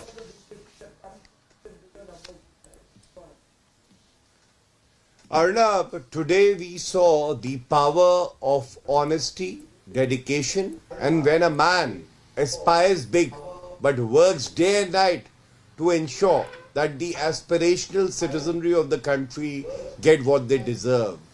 And it would not be wrong to say, मैं अकेला ही चला था जानिबे मंजिल, लोग आते गए, कारवा बनता गया, मैं वो दरिया हूं जिसे अपना हुनर मालूम है, मैं जिस तरफ चल देता हूं रास्ते बन जाते हैं.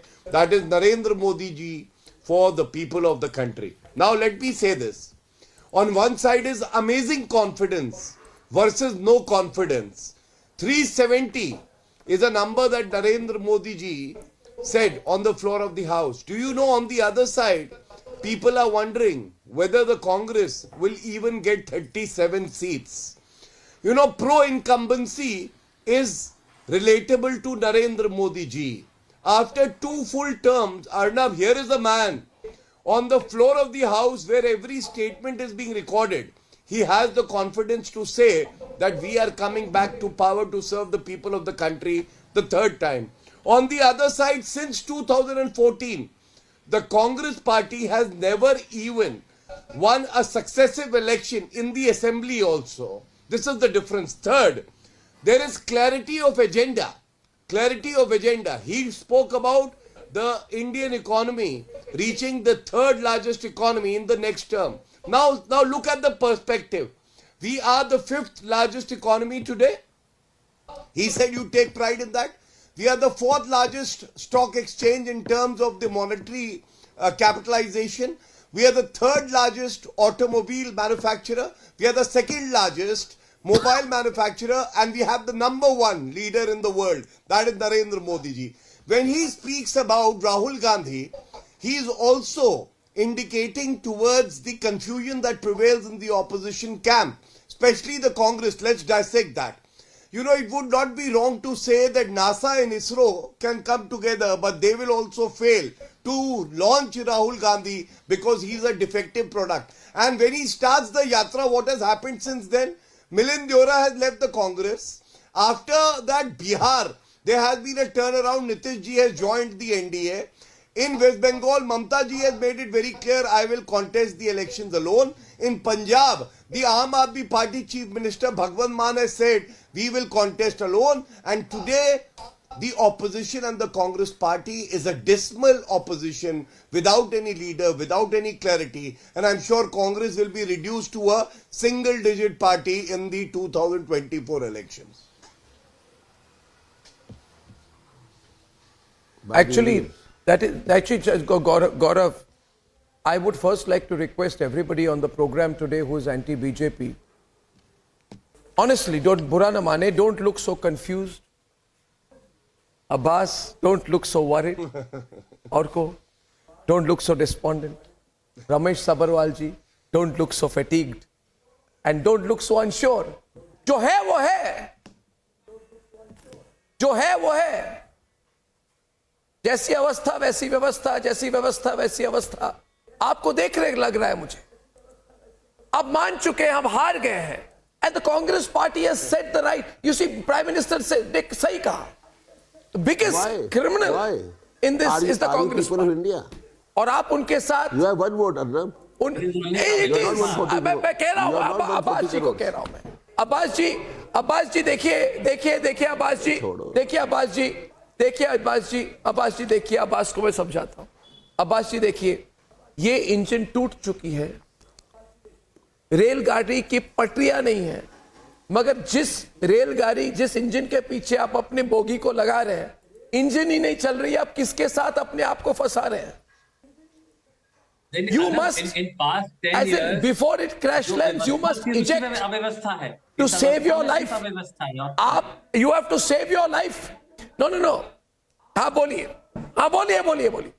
No, basically the Prime Minister's speech was full of contradiction and, whataboutery, allegation. And at the end of this speech, there was a motherhood statement that whatever stones you'll throw on me, I'm going to put it in the foundation of this country. But despite that, on the contrary, Prime Minister and the BJP government had destroyed the foundation of this country. The foreign debts of India has increased. We have got $629 billion foreign debt India has right now. This is the situation of the country. And he was talking about many things, but he has not told us when he's going to double the income of the power of the country. Yes, Mr. Bhatia was telling us about GDP. Counter. GDP is fifth largest in the world. But I'm not talking about in 2011, it's third largest. But let me tell you that India's per capita GDP is 120th in the world. US has got 82,000 per capita GDP. Can I just respond UK on more than 50,000. China 12,000.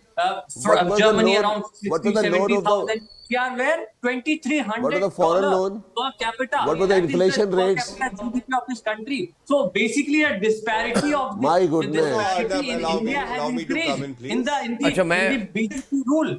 With only particular business houses, they have got benefit. Before I come to the next every day. 1 minute. For every transaction. Abbas ji. I'm not talking about, I've told you that the Modi ki guarantee is the biggest lie of the century. There are pakka makan for every citizen. Arnab, can I respond? I request, देखिए ये put me in the middle on this window. I request Congress. I request Abbas 1 minute. Abbas 1 minute.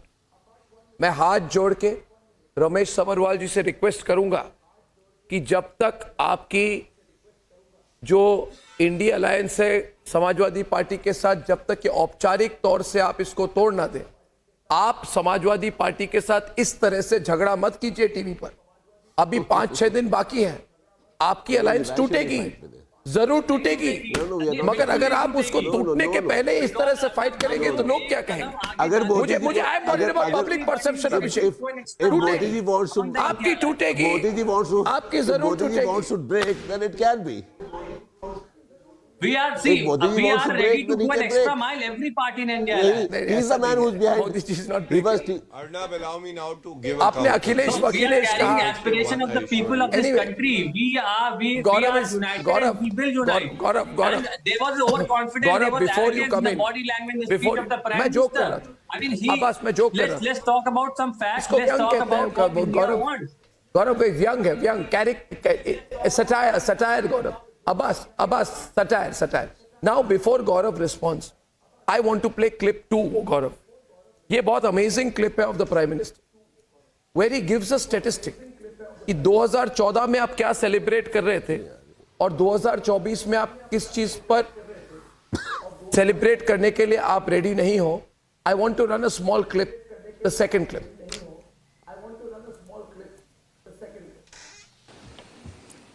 कि हमारे तीसरे term में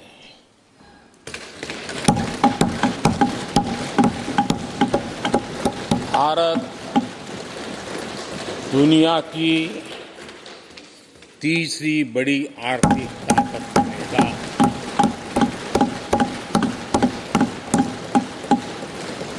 और ये मोदी की guarantee है।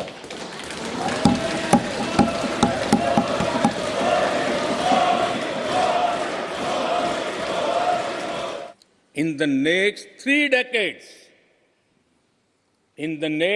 decades, India's nominal GDP will take the country to the 3rd rank after the US and China. उस समय ये ब्रह्मांड के बड़े अर्थशास्त्री कह रहे थे कि तीसरे नंबर पर 30 साल में हम पहुंच जाएंगे। 30 साल। और फिर कहा था ये मेरा विजन जो मैं मनमोहन सिंह नहीं थे उस वक्त, देखो मनमोहन सिंह नहीं थे। बहुत लोग हैं जो ये ख्यालों में रहते हैं वो ब्रह्मांड के सबसे बड़ी अर्थशक्ति है। ये लोग 2014 में कह रहे हैं और विजन क्या देखते हैं 2044 यानी 2044 तक तीसरी अर्थव्यवस्था की बात। ये इनकी सोच, ये इनकी मर्यादा, सपना भी देखने का सामर्थ्य खो चुके थे लोग। संकल्प तो दूर की बात थी। 30 साल का इंतजार करने के लिए मेरे देश की युवा पीढ़ी को कह कर गए थे। लेकिन हम आज आपके सामने विश्वास से खड़े हैं, इस पवित्र सदन में खड़े हैं और मैं आपको विश्वास दिलाता हूं कि 30 साल हम नहीं लगने देंगे। ये मोदी की गारंटी है। मेरे तीसरे कार्यकाल में देश दुनिया की तीसरी आर्थिक शक्ति बन जाए।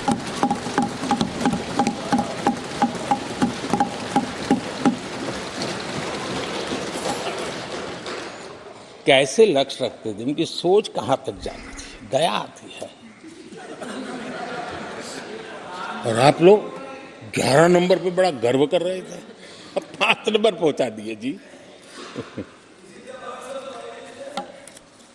लेकिन अगर 11 पर पहुंचने से आपको खुशी होती थी तो 5 नंबर पहुंचने पर भी खुशी होनी चाहिए। देश 5 नंबर पे पहुंचा, आपको खुशी होनी चाहिए। इस बीमारी में फंसे पड़े हो।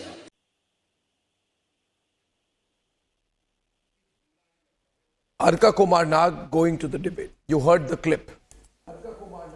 In 2014, Congress and its allies said by 2044 we'll be the 3rd largest economy. That is going to be achieved by 2027, max 28.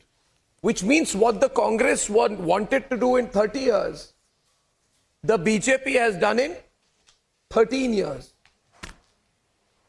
Less than 13 years. Orko, accurate attack by the PM, your response. Well, firstly, I would like to take on the Prime Minister's comment so far as the 300 and odd seats are concerned. I believe this particular speech is a reassertion that what Mamata Banerjee had been speaking from day one, that the opposition under one alliance has to be united and they have to take up the responsibilities. So that is the reason the India Alliance was formed. And I know a lot of people is hearing your show, Arnab. I believe all the political parties in the India Alliance must have the senses that India Alliance is the only option and a united front, and in a way where all political parties respect each other. Secondly, whatever the Prime Minister has said with regard to the numbers Can you of the respond seats to the last concerned, clip you saw? I'm sure he has counted the 42 seats of West Bengal out. And third, when I respond to what you say with regard to the economy, well, Arnab, it might be the Prime Minister's dream of a third position by 2027, but we are yet to see the reflection in the cost of the gas prices, the unemployment, the scenarios, what is there in the present scenario in India for Indians, which the Indians can see and perhaps the world cannot. It is time that we wonder about that also. The Prime Minister should have spoken that how many jobs he has generated in past 20 years. I was just seeing the President Joe Biden's Twitter account, I think yesterday, when he was speaking of how many jobs he has created. You are not being able. That is something the problem from the Prime Minister. Orko, that is something we were actually expecting. I think. Yes. I think I will let Gaurav respond to you. But I let Gaurav respond to you, but you are not being able to say, no, the Prime Minister is wrong. You should say, no, the Prime Minister is wrong. The Congress never said we will take 30 years. But you cannot say that. The Congress said we will take 30 years. I am the not BJP ready, is doing it in 12 years. That's a limited point. Of the Congress's Somebody, work of no, you are not being... We are in 2024. I do not want to speak on what Congress was there you are washing your doing in 2014. It is not our responsibility. But they are your leaders. The Trinamool Congress cannot take that responsibility. No, absolutely not. There is no leader of any political party who is part of the India Alliance. Every political party is equal. They are in the equal footing. That's why I started my reply by saying that all political parties in India Alliance should be reasserted. That the only way to outrun this present scenario is a united opposition front where all political parties respect each other as equals. We heard you, sir. We heard you. Orko, thanks. We know you are pro-TMC. It's fine. We heard you. Now hear others also. Yes, you are free to respond, sir. Please go ahead and respond. The nation has been watching. And what is the nation watching? On one side, Narendra Modi ji is the supreme leader of the NDA. Every ally would say that he has faith in Narendra Modi ji. The people of the country have faith in Narendra Modi ji. So there is clarity. On the other side is complete confusion. Look at this panel. Now Samajwadi Party is launching a new movie called Meri Marji. Meri Marji kyo? They say they are in Ghamandiya alliance. But Akhilesh Yadav unilaterally makes an announcement that he is going to give 11 seats to the Congress. The Congress says we are not aware of that. Then he declares the 16 seats where Samajwadi Party will be contesting. He does not even take Congress into confidence. And then now come to the TMC, another important ally of the Ghamandiya group. Is it not true Mamata Banerjee, the supreme leader of TMC, Arnab, has very clearly and categorically stated that we are going to contest alone. And Derek O'Brien has blamed Adhir Ranjan Chaudhary. And Adhir Ranjan Chaudhary has been cursing and using foul language for Mamata Banerjee on a daily basis. Do you think leaders with such character, with such credibility, can ever lead India? No, they can't. And that is why I say the entire Ghamandiya group would get less than 50 seats. My second point is Khadge ji, he does not even respect the party workers. You know what he said? He was comparing booth in charge to dogs. He said, कुत्ते के कान उठा लेते हैं, इसलिए कांग्रेस कार्यकर्ताओं के भी कान उठा के देखो, कौन बोलता है, कौन नहीं. Imagine if this is the plight of the Congress, that the hard-working cadre of a party is treated like a dog and compared to a dog. Do you think that party has a future? And then I am reminded of Rahul Gandhi giving priority to Piddi over a very seasoned politician. Now who is a very able chief minister of Assam, Himanta Biswa Sarma. So what is their fetish of comparing their leaders and workers with animals? And on the other side, Narendra Modi ji is giving full respect to every citizen, empowering them through his vision. And that is why today he spoke about the Mahila he spoke about the youth, he spoke about the farmers, he spoke about inflation, he spoke about, how he would be taking India forward. And he has a vision to ensure that India becomes a developed nation by 2047. That is the kind of vision that India requires.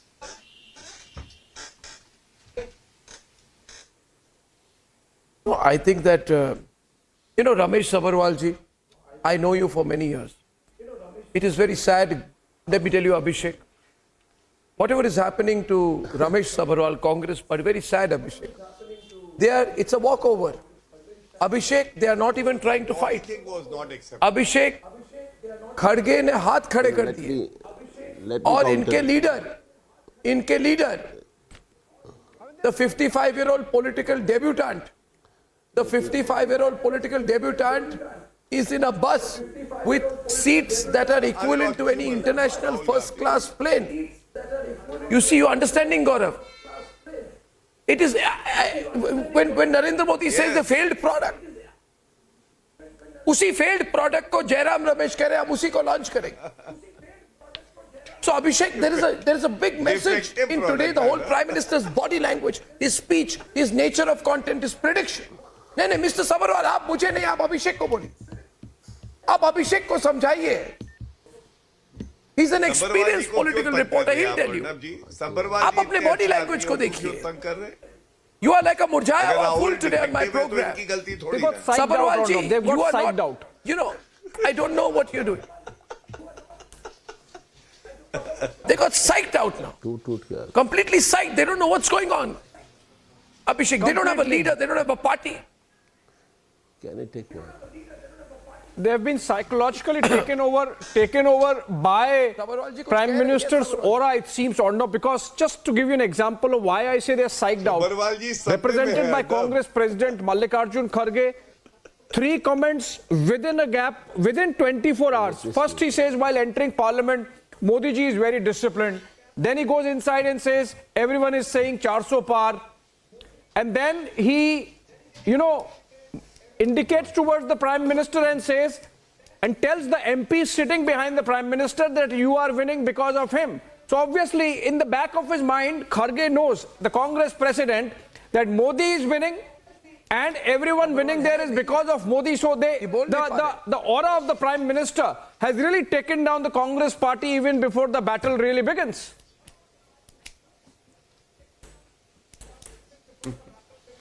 Arnab, can I speak? Mr. Sabarwal, आपको कुछ कहना है?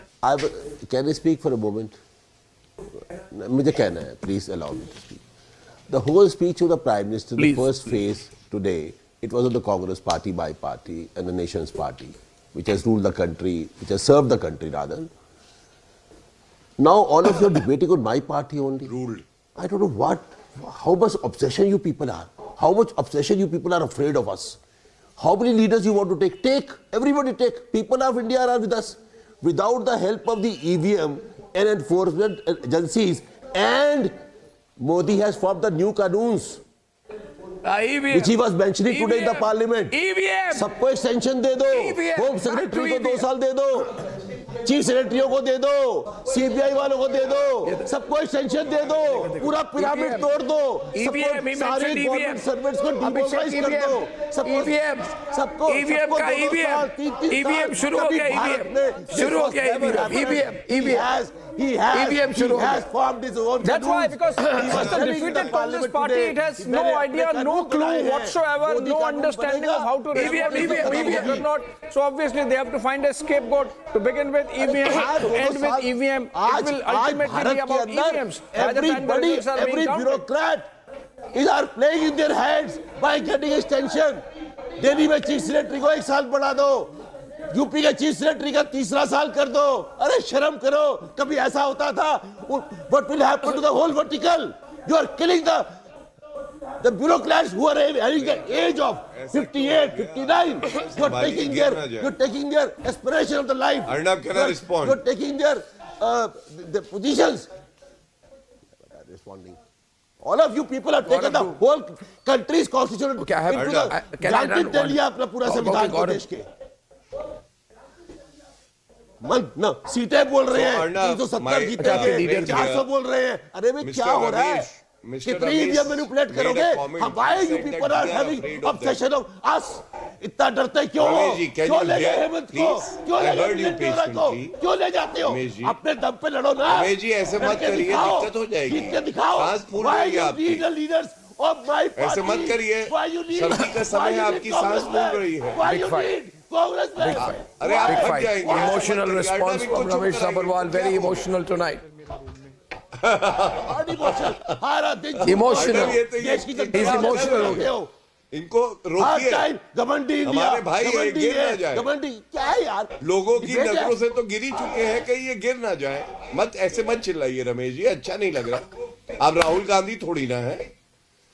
राहुल गांधी ने तो देखिए आप लोग की बेइज्जती करी दी है, आप अपनी इज्जत बनाए रखिए। अच्छा सुनिए, रमेश जी को मैं बताता हूं। रमेश जी वो saying that we are afraid of the Congress and Rahul Gandhi.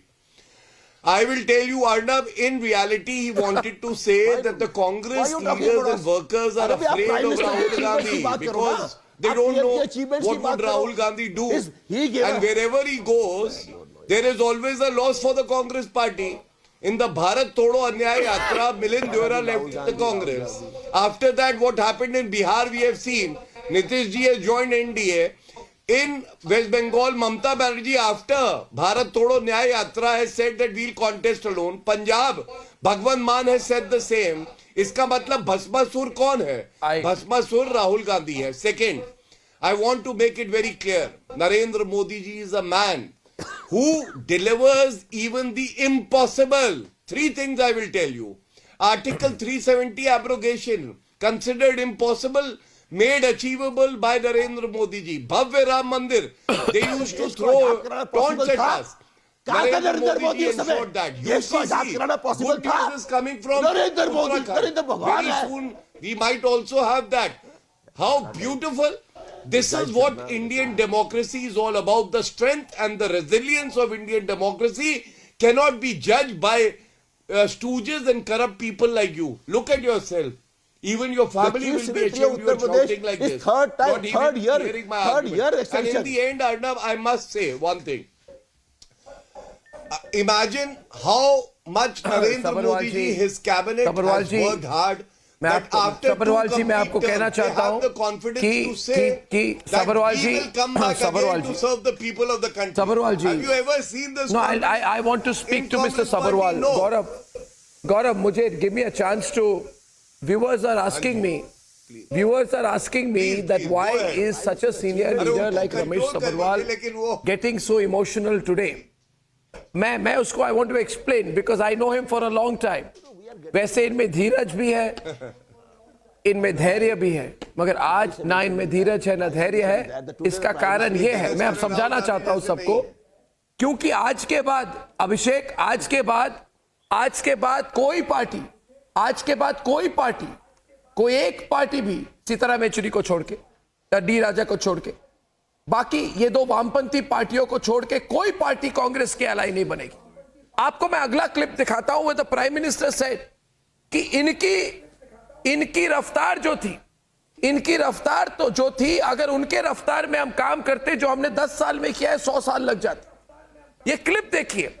ये क्लिप देखने के बाद सभरवाल जी, कोई पार्टी आपके साथ अलायंस नहीं करेगी. मैं प्रेडिक्ट कर रहा हूं, कोई पार्टी नहीं करेगी. इस क्लिप को देखिए. आदरणीय अध्यक्ष जी, एक कहावत है हमारे उत्तर प्रदेश में, खास एक कहावत कही जाती है, 9 दिन चले 2.5 कोस.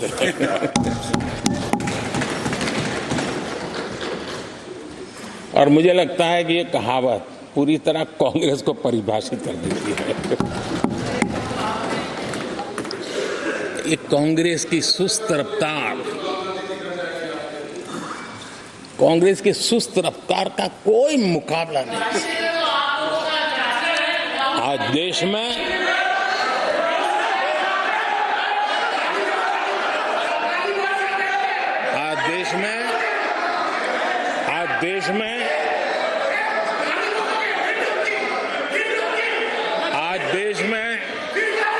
जिस रफ्तार से काम हो रहा है, सरकार इस रफ्तार की कल्पना भी नहीं कर सकती। आदरणीय अध्यक्ष जी,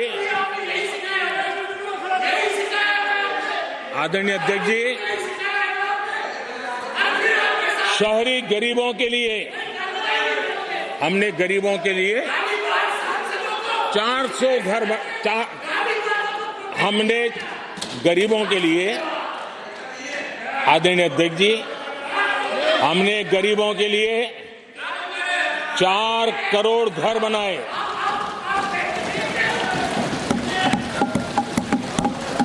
और शहरी गरीबों के लिए 80 लाख पक्के मकान शहरी गरीबों के लिए बने।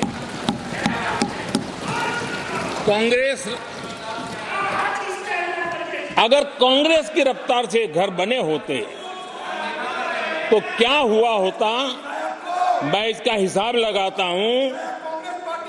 अगर कांग्रेस की जो रफ्तार थी उस प्रकार से चला होता तो 100 साल लगते, इतना काम करने में 100 साल लगते, 5 पीढ़ियां गुजर जाती। आदरणीय अध्यक्ष जी, 10 वर्ष में 40,000 किलोमीटर रेलवे ट्रैक का इलेक्ट्रिफिकेशन हुआ। अगर कांग्रेस की रफ्तार से देश चलता, इस काम को करने में 80 साल लग जाते। एक प्रकार से 4 पीढ़ियां गुजर जाती। आदरणीय अध्यक्ष जी, हमने 17 करोड़ अधिक गैस कनेक्शन दिए। ये मैं 10 साल का हिसाब दे रहा हूं। अगर कांग्रेस की चाल से चलते तो ये कनेक्शन देने में और 60 साल लग जाते। 3 पीढ़ियां धुएं में खाना पकाते पकाते गुजर जाती।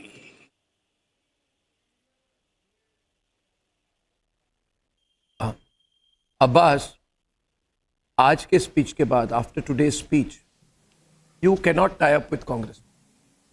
Either you say that we take full responsibility, you or we take full responsibility for the sins of the Congress party. No, Arnab, basically PM शायद ये कहना चाह रहे पर थे आप कि क्यों जिस लेंगे? रफ्तार से हमारे देश में गरीबी बढ़ी है, जिस रफ्तार से हमारा विदेशी कर्ज बढ़ा है, जिस रफ्तार से मिडिल क्लास को खत्म करने का काम किया गया है, दैट इज अनप्रेसिडेंटेड। क्या उन्होंने कहा? नो, कहना चाहते का क्या मतलब है? No, what is कहना चाहते हैं? जो कहा उस पर फोकस कीजिए ना। Middle class has been systematically finished by the government. This is what has happened. And let me tell you, Arnab, Prime Minister has talked about the size of GDP. Certainly, we have the second largest population in the world. And he has not told us about the per capita GDP, which is the lowest, which is on the 120th rank in the world. $2,300. Can I respond to him, please? And I would like to object a thing which has been said by the BJP spokesperson. He has referred to the Prime Minister, a democratically elected Prime Minister, as Supreme Leader. No, sir, we don't have Supreme Leader. We are not a dictatorship. We are a democracy. You must apologize that you consider the Prime Minister of India the Supreme Leader. Gaurav, I have a minute. Gaurav, respond. I would like to apologize for calling him the Supreme Leader. Yeah, Does the I don't Constitution need of to India learn have a about position called democracy Supreme from Leader, Samajwadi or the Party. Constitution of Bharatiya Janata Party has got one? Arnab, since the time that it came into being, they have not even been able to give a president outside the Yadav Parivar. And this is exactly what Narendra Modi ji was talking about today. He was talking about a Parivar controlling the entire party.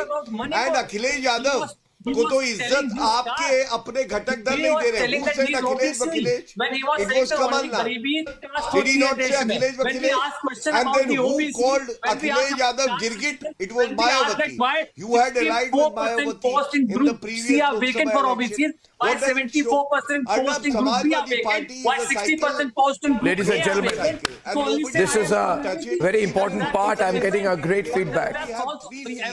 I'm getting a great feedback to our debate tonight. You have worked for particular people of this country. They will not have a single Many MP from Uttar Pradesh. We will win all 80 seats in Uttar Pradesh. That is a forecast I am making because I have full faith in the BJP is leadership of going to Narendra lose Modi every ji, and I have seat full in Viewers, faith in the Uttar Pradesh. viewers, You are this going to lose format. all of Thank you, them. Gaurav. People have made up their Thank you, mind. Gaurav. Thank you, Abbas. Thank you, Gaurav and Abbas and Mr. Sabarwal and Orko. Our viewers are loving the format of putting the clips and going to the debate. They say today's debate is very focused, very straightforward. And viewers, when I come back, I'll show you 4 to 5 more clips. And I'll give you a comprehensive view of what the Prime Minister's strategy for 2024 is likely to be when I'm back.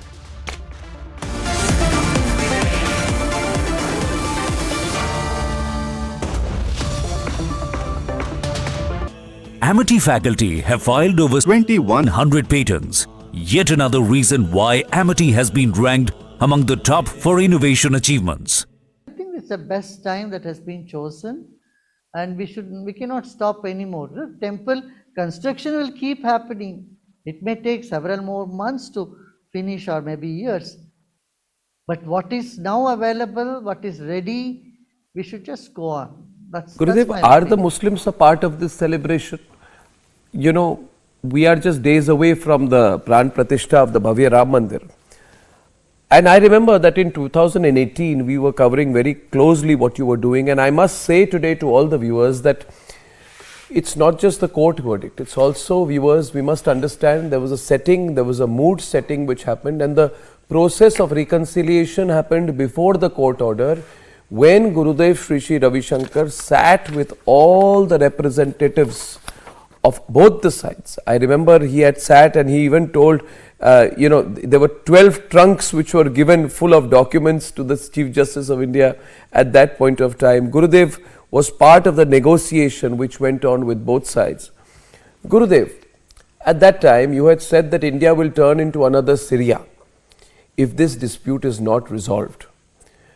I remember you also said that we can't make Lord Ram to be born in another place, while you were saying why the Hindus should be given the site. My direct question to you is, one, have Muslims actually accepted the reality? B, what is your sense of the Muslim community?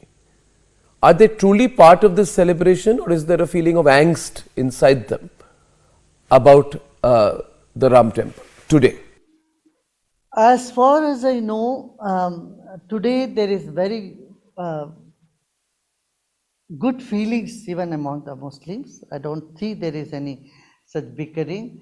When I went and met about 1200 imams and other religious leaders throughout the country during the mediation time, I tell you, except 2 or 3, everyone was willing to be part of this. Everyone was willing for a peaceful and happy settlement. Nobody wants to carry this on further anymore. Their only concern was, it should not become a precedence for 3,000 other mosques. So that was their concern and worry. And a second thing was that except just a couple of lawyers and a few people, most of them were willing to come to the settlement. And many of them have written, given in writing that they are ready to be part of peaceful settlement. But what is this? Congress में एक cancel culture develop हो, कुछ भी है cancel. हम कहते हैं make in India तो कांग्रेस कहती है कैंसिल, हम कहते हैं आत्मनिर्भर भारत, कांग्रेस कहती है कैंसिल। मैं हैरान हूं, ये कोई मोदी की उपलब्धियां नहीं है, देश की उपलब्धियां है।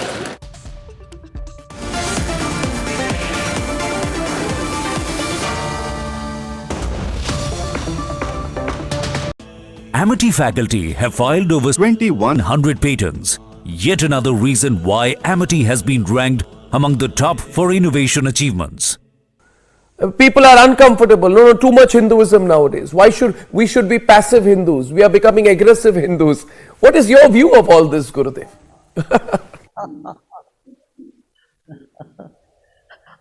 I know there are many such misconceptions. give the right for people to be in ignorance, because they just don't want to see the truth. They don't want to see the light. You know, they are dwindling. Their numbers are minuscule today.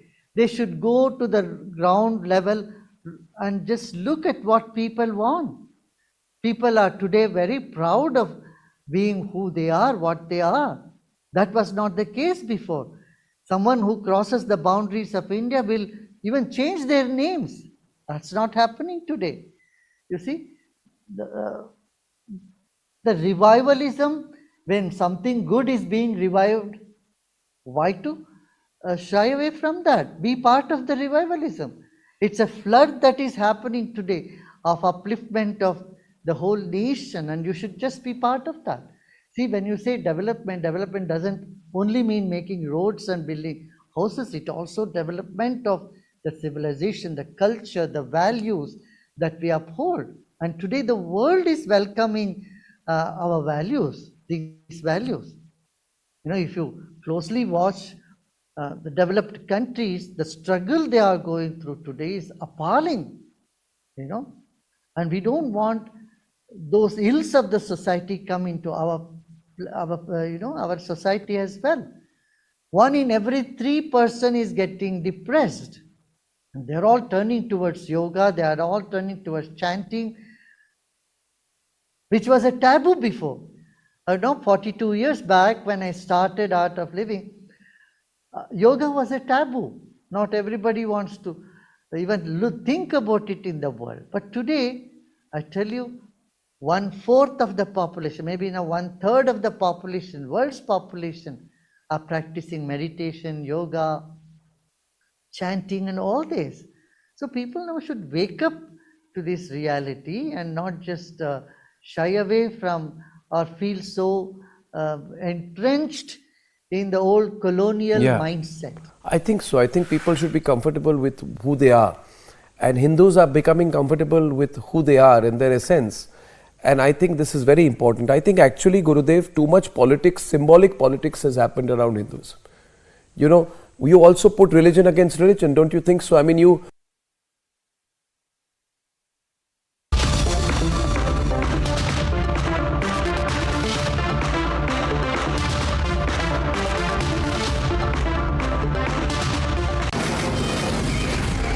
From the Delhi studios of Republic TV, it's time for Arnab Goswami on The Debate.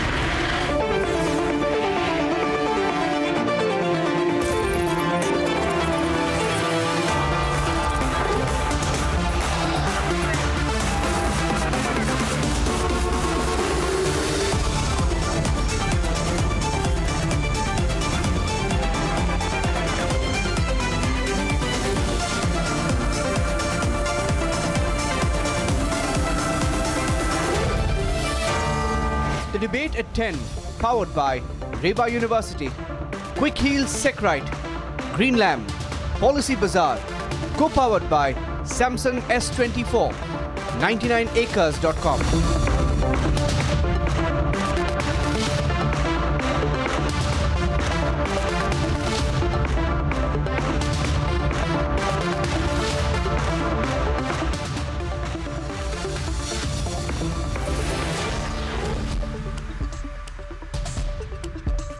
Welcome back, ladies and gentlemen. People are loving the format of this evening's debate, where we are taking every clip, having a debate on it, a separate clip, having a debate on it. They say tonight's debate is very, very focused because for those of you who did not hear the full 90-odd minutes of the Prime Minister's speech, you have the most important takeaways. So thank you for your feedback. And now it's time for the nation's sharpest opinion. What are the takeaways in the Prime Minister's speech? There are 8 takeaways, 8 most important points in the Prime Minister's 1 hour and 38-minute historic speech in Parliament. I see this as the most important speech singularly before the 24 battle, and here's why. Number 1, the Prime Minister has declared 370 for only the BJP and 400 plus for the NDA. This means the Prime Minister is reading the 24 election differently from 29.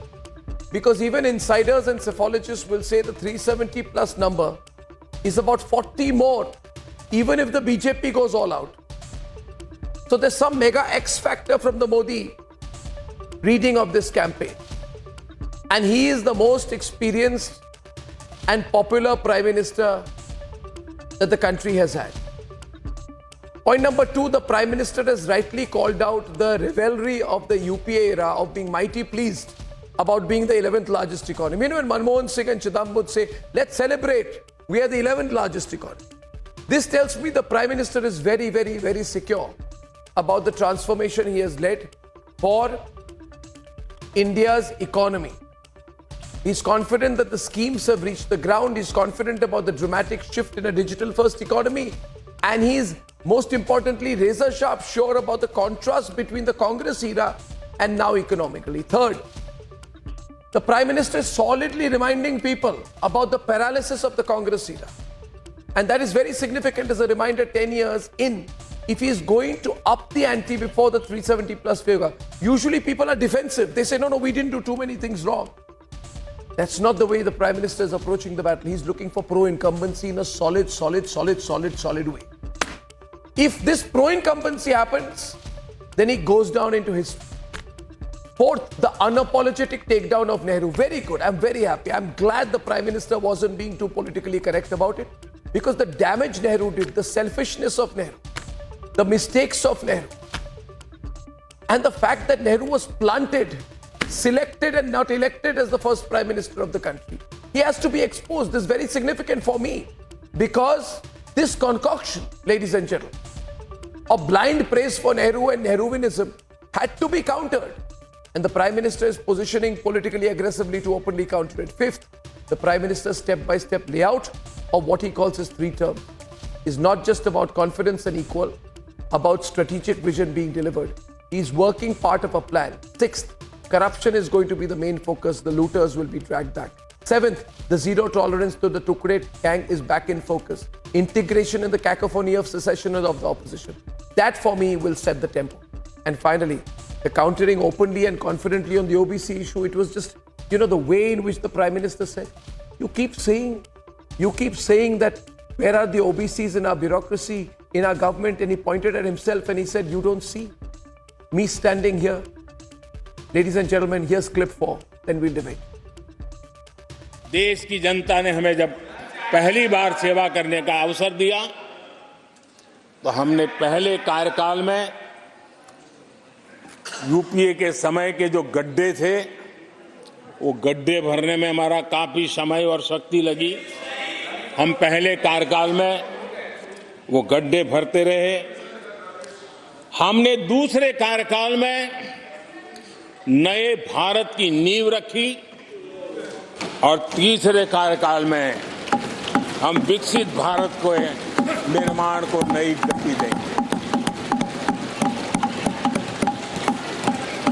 आदरणीय अध्यक्ष जी,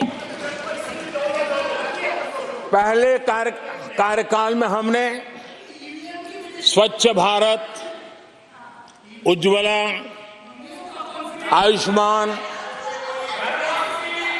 आयुष्मान भारत, बेटी बचाओ बेटी पढ़ाओ,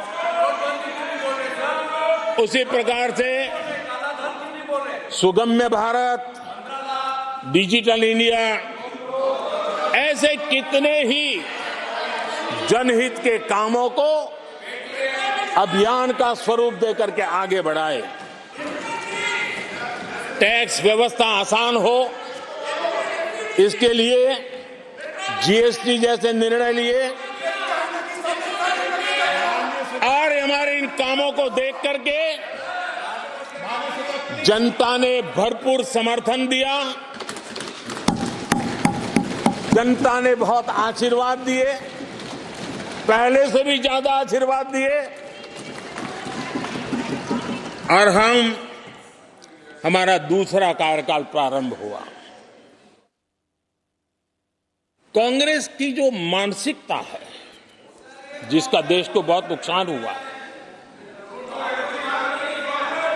कांग्रेस ने देश के सामर्थ्य पर कभी भी विश्वास नहीं किया।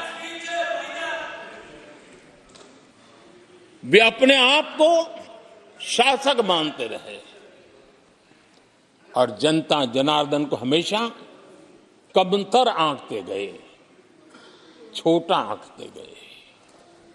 आदरणीय अध्यक्ष जी, देश के नागरिकों के लिए कैसा सोचते थे, मैं जानता हूं, मैं नाम बोलते ही उनको जरा चुभन होगी, लेकिन 15 अगस्त लाल किले से प्रधानमंत्री नेहरू ने जो कहा था वो मैं जरा पढ़ता हूं। लाल किले से भारत के प्रथम प्रधानमंत्री ने जो कहा था वो पढ़ रहा हूं, नेहरू जी ने।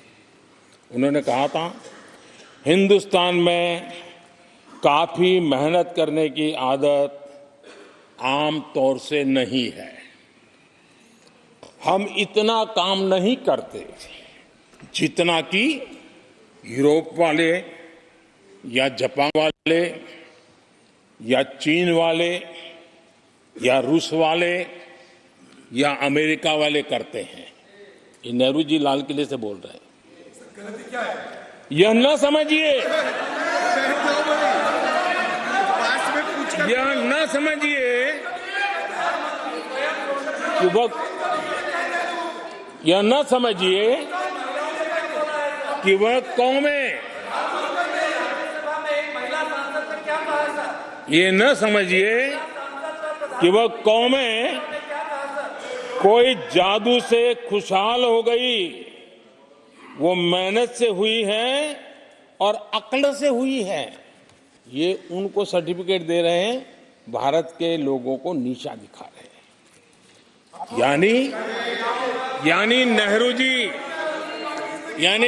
जी की भारतीयों के प्रति सोच थी कि भारतीय आलसी है। नेहरू जी की भारतीयों के लिए सोच थी कि भारतीय कम अक्ल के लोग होते हैं। हमें देश के सामर्थ्य पर भरोसा है, हमें लोगों की शक्ति पर भरोसा है। आदरणीय अध्यक्ष जी, देश की जनता ने हमें जब पहली बार सेवा करने का अवसर दिया तो हमने पहले कार्यकाल में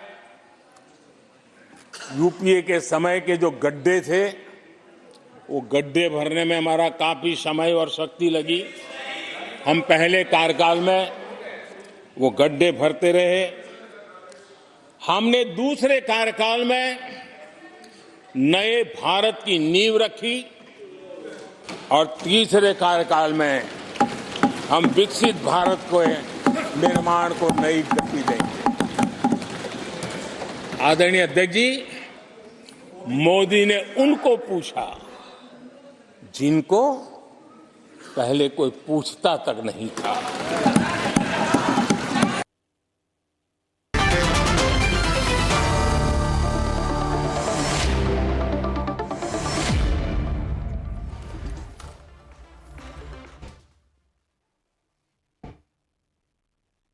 And ladies and gentlemen, on the debate, I have with me Sanju Verma and Suhail Seth on one side.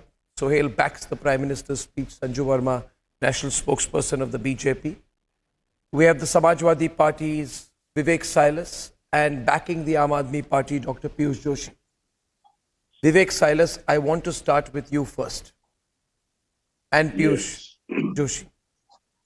How wonderful that the Prime Minister exposed Nehru, a Prime Minister who said that Indians lack intellect. A Prime Minister who from the Red Fort said, you Indians, you are lazy.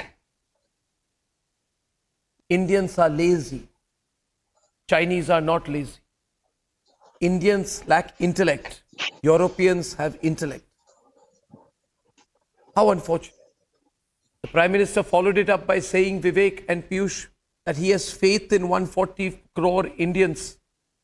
25 crore have been lifted out of poverty in his years because they got sadhan, sansadhan and swabhiman, resources, opportunities, pride.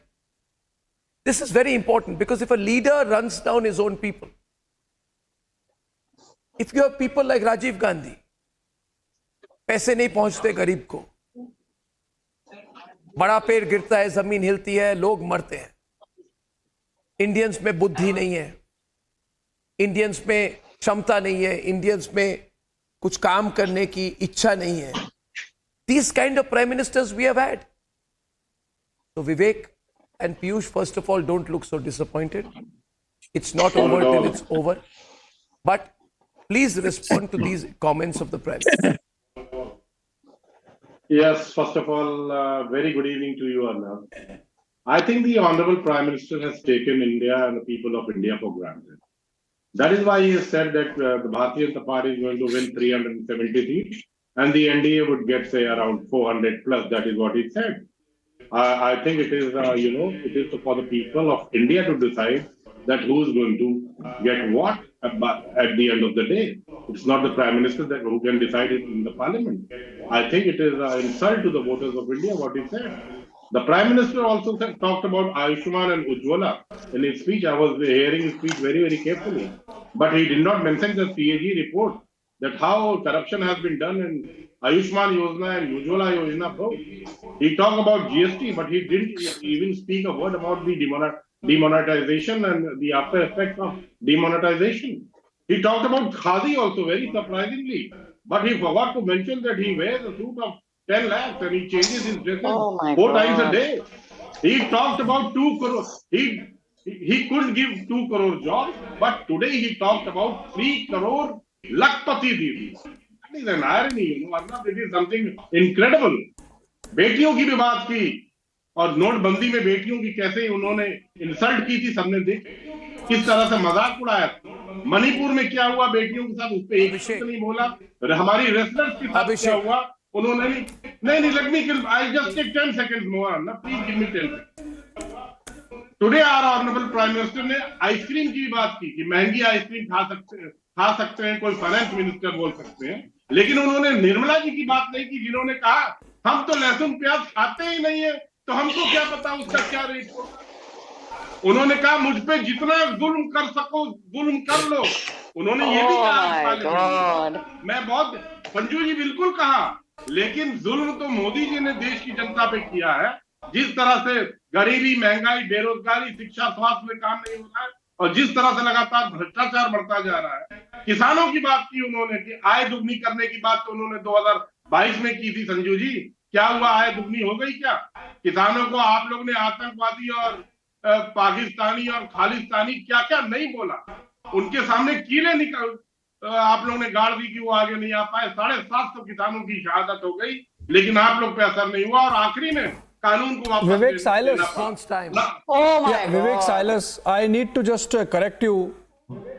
Vivek Silas, before Sanju Verma gives you a political response as BJP, or no, I just want to make a quick point. Vivek Silas said, surprisingly, Prime Minister mentioned Khadi. Now, I need to, bring some facts. When Prime Minister Modi took over in 2014, the annual turnover of Khadi and Village Industries Commission, which is the body which takes care of Khadi as an industry in India, was 8,000 crore rupees, less almost $1 billion. Today it is 1,35,000 crore rupees, more than any FMCG multinational in the country. Okay. And that's because Prime Minister Modi's focus on Khadi, push for Khadi and commitment to Khadi. So I think that fact I wanted to bring to the notice of Silas, who is surprised by Prime Minister's mention of Khadi. And another quick point before the debate gets political or no. Nehru was very confident of himself. He could wine and dine and whatever with the best in the world. But he was not confident about his own people, the people he led. But Prime Minister Modi is of course confident about himself, and that is the reason why he's saying BJP is going to get 370 seats and NDA 400, and he's confident about the people of the country also. That's the difference. Because yeah. Correct. Let Sanju respond now to the initial comments in response to this. Arnav, I'll start with a quote from one of my favorite movies by one of my favorite actors, Brad Pitt, in this movie called The Curious Case of Benjamin Button. There's a saying, there's a line which, has stuck on with me. It says our lives are defined by opportunities, even the ones that we miss. And I dare say the BJP's trajectory in the last 10 years under the aegis of Prime Minister Narendra Modi is defined by every opportunity that has been handsomely capitalized. And on the flip side, the Congress has defined itself by every opportunity that it has willfully and deliberately chosen to ignore and miss. That is the harsh reality. Now, coming to some hard facts, people accuse me, oh, she rattles data. Because I think data does not lie, and I would rather engage in data than in flippant rhetoric.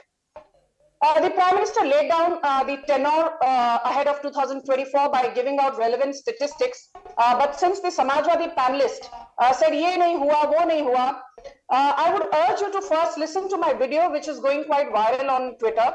I've showcased how, by virtue of 28 lakh people joining the EPFO and ESIC every month, we are talking of 3.34 crore subscribers every year, which means in the last 10 years, 33.6 crore subscribers were added, roughly 34 crore, assuming that only 63% of these are new joinees in the 18 to 25 age bracket. That means effectively in the last 10 years, we've not added 20 crore jobs. How many jobs did we add? We added 21.42 crore jobs. That is simple mathematics. Now, don't disturb me. Point number 2. This entire bogey of inflation, inflation par Pradhan Mantri baat nahi karte. So I've done a calculation, and this is numbers that I've gotten from the World Bank. It's not numbers that I've culled out from my hat. 10 years of Sonia Gandhi / Manmohan Singh government from 2004 to 2014, average inflation, retail inflation, which I'm talking of, was 10.4%. Average retail inflation under the Modi government in the last 10 years, despite 2 black swan events, a global pandemic, the worst in over 100 years, and the Russia-Ukraine conflict in 2022. Despite 2 black swan events, the average retail inflation is 5.4%, below the RBI's upper band of 6%. So point number 2 is I've busted your 2 falsehoods pertaining to inflation and unemployment, which I encounter from this cabal of Rahul Gandhi and co on every other debate a zillion times. Now, speaking of Nehru, very quickly without being verbose, I want to add this. Way back between 1947 and 1964, the average GDP growth of Japan was 7.9%, USSR 4.4%. Theek hai bhai, these economies were doing well and were considered developed even way back a couple of decades back. But imagine, even an economy like Burma grew at 3.16% between 1947 and 1964. And Arnav, do you know what was the GDP growth under Nehru between 1947 and 1964 when it comes to India? It was a measly, a pathetic 1.68%. And our life expectancy rate under Nehru was 32 years, when even sub-Saharan Africa had a life expectancy of 48 years. So there I've busted your narrative with respect to Modi ji ne kuch kiya nahi, Modi ji ki guarantee ye hai, wo hai. I want to ask me, please, just indulge me for 20 seconds more. When the Samajwadi Party sits here, now this is my political response. Keep the data aside for the time being. My political response, you say Narendra Modi ji ne kuch nahi kiya. Berozgari बढ़ रही है, inflation बढ़ रहा है, the safety and security of the nation is on tenterhooks. Hypothetically assuming all that you're saying, your reckless allegations have a modicum of truth in them. My simple question then is, the Samajwadi Party was routed in 2017 assembly elections. In 2022 assembly elections, you said, chahe duniya idhar ki udhar ho jaye, Yogi Adityanath, the incumbent chief minister, will never come back to power. And what happened? For the first time in 37 long years, a sitting chief minister from the relevant party, the BJP in this case, rode back to power with 255 seats, and for all of the Samajwadi Party's false bravado on television debates, you were reduced to a measly 111 seats. And do you know, Arnav, how many seats the Samajwadi Party has in the Lok Sabha today? They got 5 seats in 2019 from Uttar Pradesh, but they lost the Rampur and the Azamgarh by-elections. Today, Samajwadi Party has a measly 3 seats in the Lok Sabha, and it is unfortunate that I have to debate with these people jo chunav jeetna nahi, and now your 20 seconds are way over. Sanju, now I need to get others in. The point being, I want an analysis on this. because Sohail is one of the best brand communication experts in the country. He knows the art of messaging. His whole career is the art of messaging. In that sense, how do you review the Prime Minister's speech, or what would you think is his fundamental message? So, three things here, Arnab. From his speech, it's very clear he is now in election mode. The problem is not the Prime Minister. The Prime Minister is a politician. Akhilesh Yadav is a politician. Arvind Kejriwal is a politician. Rahul Gandhi, sadly, is an activist. You have to decide whether you want to be a politician or an activist. Number one. Number two, look at the India alliance. To my mind, the biggest mistake the opposition made was christen themselves under India. Today, that India is fractured and divisive. Imagine Akhilesh Yadav having to say that mere ko nyota hi nahi mila gaya. I wasn't even told. I have not been informed. This is the second time he said it. Mamata Banerjee launched a diatribe of the worst kind. I mean, after that, Rahul Gandhi and she can never be friends. But then, in politics, it's the art of the impossible. What is the difference between Narendra Modi and the opposition? The opposition speaks two kinds of languages. One, which is anti-Indian, not anti-India.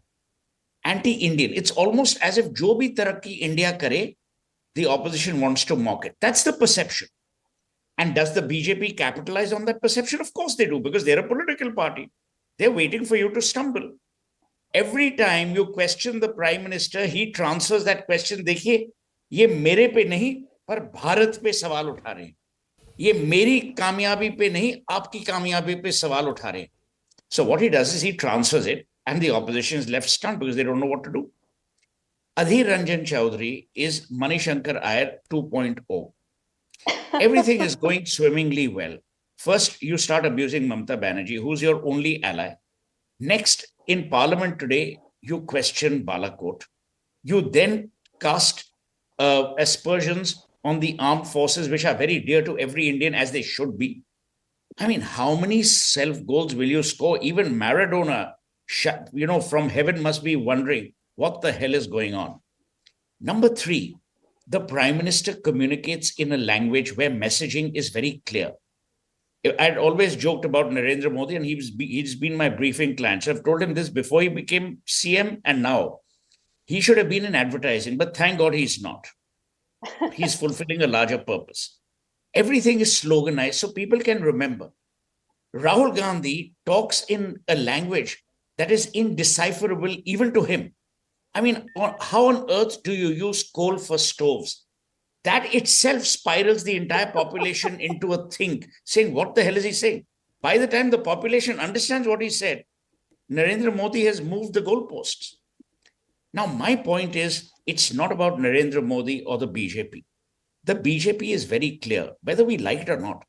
They are clear that their only purpose is to be in power, which is, by the way, the rule and the mandate for any political party. Political parties are not supposed to sit in opposition, or as the Prime Minister said, in speakers' galleries. Their job is to be in power.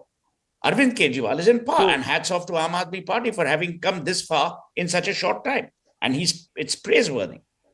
But the point is, you cannot now blame Narendra Modi for fighting the opposition. But having said that, he went to Ram Mandir not just to consecrate the temple. Having said that, what did you want him to do? Pray for an opposition?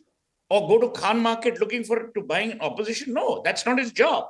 It is the job of the opposition to oppose. But what's happening is the opposition today is opposing Indians. It is opposing the idea of Indianness, and it is opposing the success of India.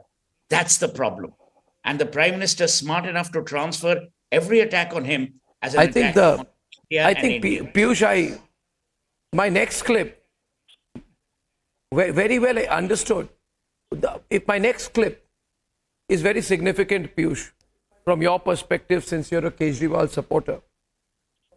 Narendra Modi believes that if corrupt leaders, whether they be Hemant Soren or Arvind Kejriwal, since the allegation is against him, allegedly, or others, if they are put in jail or they are punished, if they are found to be corrupt, then people will support such action.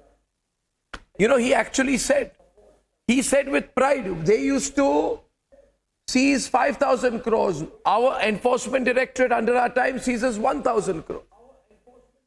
So Narendra Modi knows that corruption will be the big issue. Piyush, watch this clip. Just watch this clip. I would like to play clip number 6, where the Prime Minister speaks about corruption. Can we please play that? यहाँ पर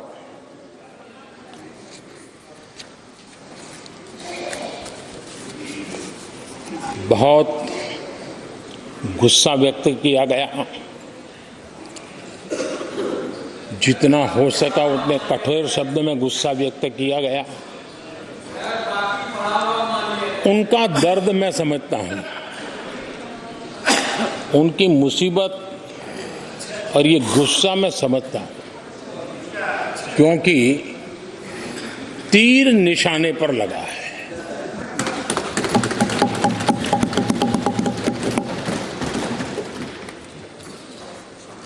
भ्रष्टाचार पर एजेंसियां action ले रही हैं, उसको लेकर भी इतना गुस्सा, क्या क्या शब्दों का प्रयोग किया जा रहा है। आदरणीय अध्यक्ष जी, 10 साल पहले हमारे सदन में, पार्लियामेंट में क्या चर्चा होती थी?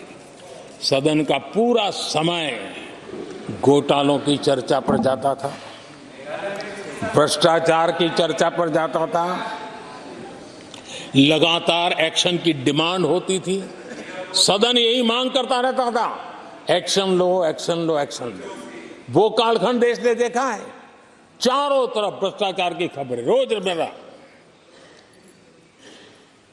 और आज जब भ्रष्टाचारियों पर एक्शन लिया जा रहा है, तो लोग उनका समर्थन में हंगामा करते हैं। आदरणीय अध्यक्ष जी, इनके समय में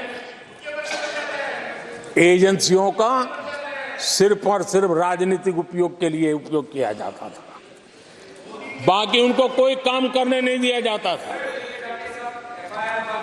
अब आप देखिए उनके कालखंड में क्या हुआ। पीएमएलए एक्ट के तहत हमने पहले के मुकाबले 2 गुने से अधिक केस दर्ज किए हैं। कांग्रेस के समय में ईडी ने 5,000 करोड़ रुपए की संपत्ति जब्त की। हमारे कार्यकाल में ईडी ने 1 लाख करोड़ रुपए की संपत्ति की। देश का लूटा हुआ माल देना ही पड़ेगा। और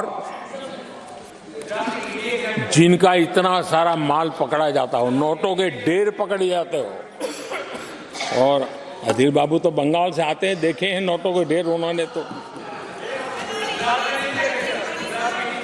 किस किस के घर में से पकड़े जाते, किस किस राज्यों में पकड़े जाते थे। ये देश ये नोटों के ढेर देख देख करके चौंक गया है। लेकिन अब जनता को आप मूर्ख नहीं बना सकते। जनता देख रही है कि किस प्रकार से यूपीए सरकार में जो भ्रष्टाचार की बातें होती थी, उसका टोटल 10-15 लाख करोड़ का रहा है। चर्चा होती थी। हमने लाखों करोड़ के घोटाले तो अटकाए, लेकिन उन सारे पैसों को गरीबों के काम लगा दिया, गरीबों के कल्याण के लिए। अब बिचौलियों के लिए गरीबों को लूटना बहुत मुश्किल हो गया है।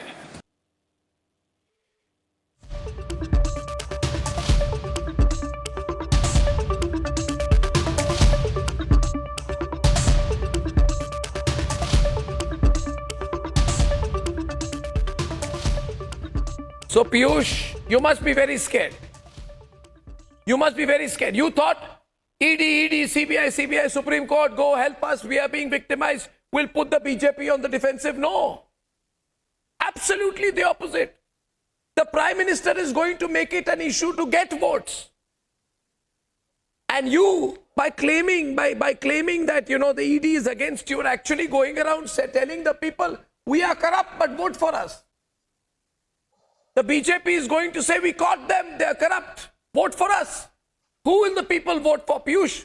It's a losing battle. Right. You heard that clip. It's a losing battle for you. Right. So all I'm going to say that the way the Prime Minister spoke about the enforcement directorates and its political witch hunt is basically a shamelessly brazen attempt on covering up the tracks of the enforcement directorate. So he does not talk about Himanta Biswa Sarma. We have, it may appear like a platitude. We keep on talking about the same things again and again. We are all irritated by it.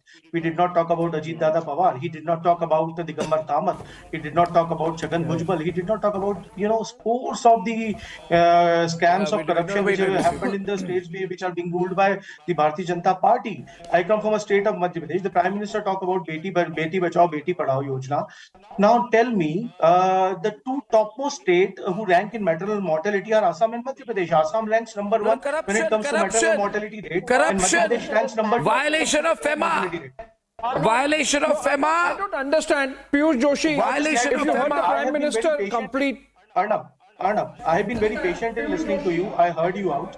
Now I just want one to 1.5 minutes. I do not require much more amount of time to make my point. Then you can always counter me. Now, just let me enumerate certain schemes which the Prime Minister announced during his tenure. Startup India. I will only make one point. India, I will make one point. I will train. make one point, and then you debate on this with Sanju. This is going to be a damn furious debate. But you let me make my one point, then you debate with Sanju. Make one point. Sure, go on. If they are all wrong, if the ED is wrong, if the government is wrong, if you guys are victimized, if it is all fake, then tell me and tell the nation, how does the ED claim a 96% conviction rate in cases registered again under the Prevention of Money Laundering Act? How does the ED claim 96% conviction rate? Does the ED mention in how many of the cases registered the ED has got the convictions in total? It is less. It is a 0.5% conviction rate for the enforcement directorate. I need to come 96%. Total number of cases registered, and then you look at the conviction rates. Did some What are we money, talking about? was money recovered from Partha Chatterjee's house or 0.5% of cases not? the ED has got. Was money recovered from What are we Partha talking Chatterjee's about? Now house? let me just few more things. Was We money talked about recovered in how Partha Chatterjee's house? The answer is yes. This can't be a monologue by the Aam Aadmi Party. Madam, you had a long monologue. I did not interrupt. So I'm just finishing off my argument. When we talk about higher education, what happened with the higher education? Where is the Piyush, listen to me, yeah. Listen to me. Arvind Kejriwal has a problem for every solution. Madam, Arvind talk Kejriwal about also has the many life friends expectancy who during the can time take. of Nehru. Yeah, now Now you have tell to me, stop. when were the You're most of the sounding primary health centers like built your up? leader. Tell me, You're going on and when on. were the most of the primary health centers built up in this country? Yeah, why don't you lower his fader? When Actually, was the don't lower his fader because he will also play last victim. Here's the thing. committee formed when it comes to the primary health care in this country? Was money found? Gibberish. And you're giving him a free run. When was the revolution? Okay, one minute. Piyush, now you're getting a little worked up. I gave you the number of 96% conviction in cases registered under the PMLA, which the ED operates under. I'd like Sanju to come in, please. Viewers, it's clear to me. Mr. Modi intends to make... Okay, before you come in, Sohail and Piyush take a break. Let Sohail respond 30 seconds, then Sanju comes in, then we'll take it forward. Yeah. Conviction of Sohail, 30 seconds to you. Piyush, I believe Arvind Kejriwal is as pure as the driven snow. If he is, why is he not responding to the ED summons? 5 times the ED has to call him. Who is he, Mahatma Gandhi? If he's Mahatma Gandhi and he's so pure, he's so honorable, he should go to the ED's office and submit himself for questioning. When Narendra Modi was accused post Godra, he submitted himself to questioning. So, aapke, as we would say in Punjabi, Arvind Kejriwal ko kaun se lattu lage hain? Number one. Number two, was money found in Partha Chatterjee's house or not in Calcutta? It was. Money was found in his house. Did Enforcement Directorate plant that money? No. The money came from somewhere. The Enforcement Directorate has every reason to recover that money. So, let's not find a problem for every solution. The point with the Aam Aadmi Party is, You have now become used to crying wolf. I think become it's used to playing victim. Enough is enough. Yeah, I'm done. Now, I'm just asking the question. I Since think you're it's talking about let Sanju respond. Abhishek, you come in after Sanju. Sanju, no, 1 minute. Piyush, now wait. Piyush is now Sanju's turn. We open it up. Piyush, you now down a pick a chill now. Is he asked to appear as a witness? Is he asked to appear as a I head of refuse to political speak if party? I'm not given time because I did not heckle Piyush Joshi In when he which was talking. capacity are they asking? I think it's unfair that you allow Piyush Joshi to heckle me. I refuse to speak. So who's going to speak? Let him continue. Let him continue to rant and ramble. Because when he was talking, I was absolutely quiet. I expect the same courtesy. Thank you did not extend me the same courtesy, madam. You did Listen, interrupt. I'm You not forget talking to about you. it. I'm addressing the Immediately anchor. forget about So it. shut That's your up. habit. I'm not talking to you. I'm talking to the anchor of the show, Arnab Goswami. Incidentally, Now, Piyush, now, okay, Piyush, okay, man. There's no need to get Okay, now we move on. I never use disrespectful words when it comes to you. So I expect the same courtesy from you. Fine, continue to cry. Continue to cry. 1 minute, and sigh. please continue. चलिए रोना शुरू हो गया आपका रोते रहिए I refuse to debate. You can continue to cry on national television if that is what Arnab Goswami wants you to do. Attitude of a very powerful man. Piyush, now you know you're overdoing it, yaar. What are we talking about? Piyush, you're overdoing it now. I have limited time. I have 2 more clips to take. Don't overdo it. I got your point. I know you're nervous. I know you're worried that on Wednesday the court may okay an arrest warrant. Then it's your problem. You go for summons before that. What is about the mental state of the BJP people, you know? Fine. क्योंकि तुमसे पहले जो यहाँ पे you want to have the debate where you give a long road to this Aam Aadmi Party goon, so be it. I refuse to debate like this because I did not very heckle him.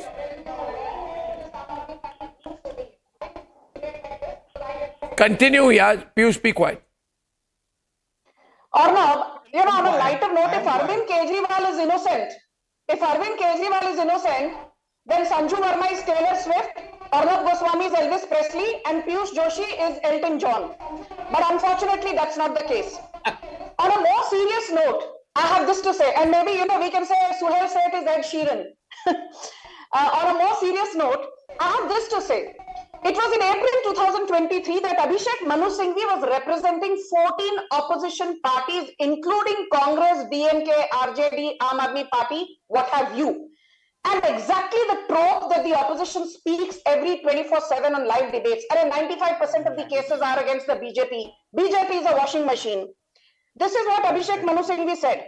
That, you know, 95% of the cases are against the opposition. The ED is being authoritarian. And listen to what CJI, Chief Justice Chandrachud said. He said, are you saying that because of these statistics that you've quoted, Mr. Singhvi, there should be immunity from investigation? Political leaders stand absolutely on the same standing as the citizens of this country. They do not claim a higher identity. How can there be a different set of procedures for them? Are you saying politicians should be given protection? And then Justice Chandrachud goes on to say, you claim, Mr. Singhvi, that the political space for the opposition in India has shrunk. We urge you to find a solution to your shrinking political space within the political space. You cannot use the judiciary to settle your political battles. So if the political space of the opposition has shrunk, hypothetically speaking, because it believes that the ED is being weaponized, the CJI has clearly said it's a political battle. Find a solution within the political landscape. Do not weaponize the judiciary to settle your political scores. So point number one, the Supreme Court has come down heavily on the likes of Abhishek Manu Singhvi, and I won't use impolite language saying Abhishek Manu Singhvi thereafter withdrew his petition and scurried with his tail between his legs, because that would be impolite. But I'll be more generous. And now let me tell you some hard statistics. Satinder Jain's How long are you going to continue? Satinder Jain's How long are you going to continue? 22 times. How long Manish are we I have to take a break now, ladies and gentlemen. I'm going to come back. Sanju, because I'm running short of time, and because I have to take a commercial break, right? I'll come back on the other side with a very important clip number 7. Just 30 seconds.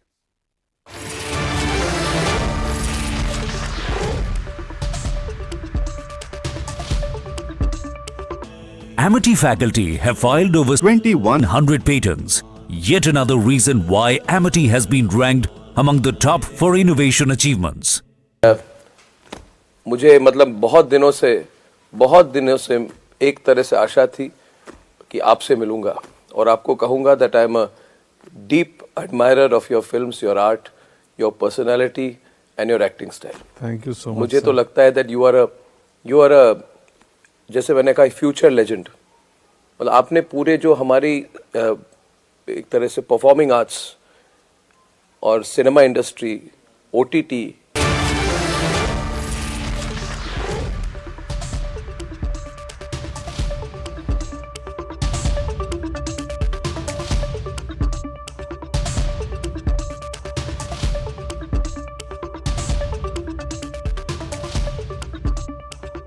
Ladies and gentlemen, now clip number 7, where the Prime Minister takes on the Tukre gang. And this is very significant because just recently, a few days back, a very senior Congress leader demanded a separate nation for South India for better tax distribution, and the Congress took no action against it. Here's a clip of the Prime Minister. Clip number 7.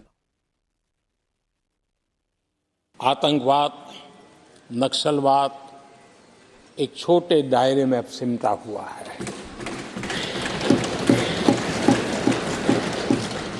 लेकिन भारत की जो terrorism के प्रति zero tolerance नीति है, आज पूरे विश्व को भी भारत की इस नीति की तरफ चलने के लिए मजबूर होना पड़ा। भारत की सेनाएं सीमाओं से लेकर के समंदर तक अपने सामर्थ्य को लेकर के आज भी ठाक है। हमें हमारी सेना के पराक्रम पर गर्व होना चाहिए। हम कितना ही उनके मोरल तोड़ने की कोशिश करें, मुझे मेरी सेना पर भरोसा है। मैंने उनके सामर्थ्य को देखा है। कुछ राजनेता सेना के लिए हल्के फुल्के शब्द बोल दें, इससे मेरे देश की सेना डिमोरलाइज होगी। ये सपनों में कोई रहते तो निकल जाए। देश के मूड को वो खत्म नहीं कर सकते, और किसी के एजेंट बन करके इस प्रकार की भाषा अगर कहीं से भी उठती है, देश कभी स्वीकार नहीं कर सकता है। और जो खुलेआम देश में अलग देश बनाने की वकालत करते हैं,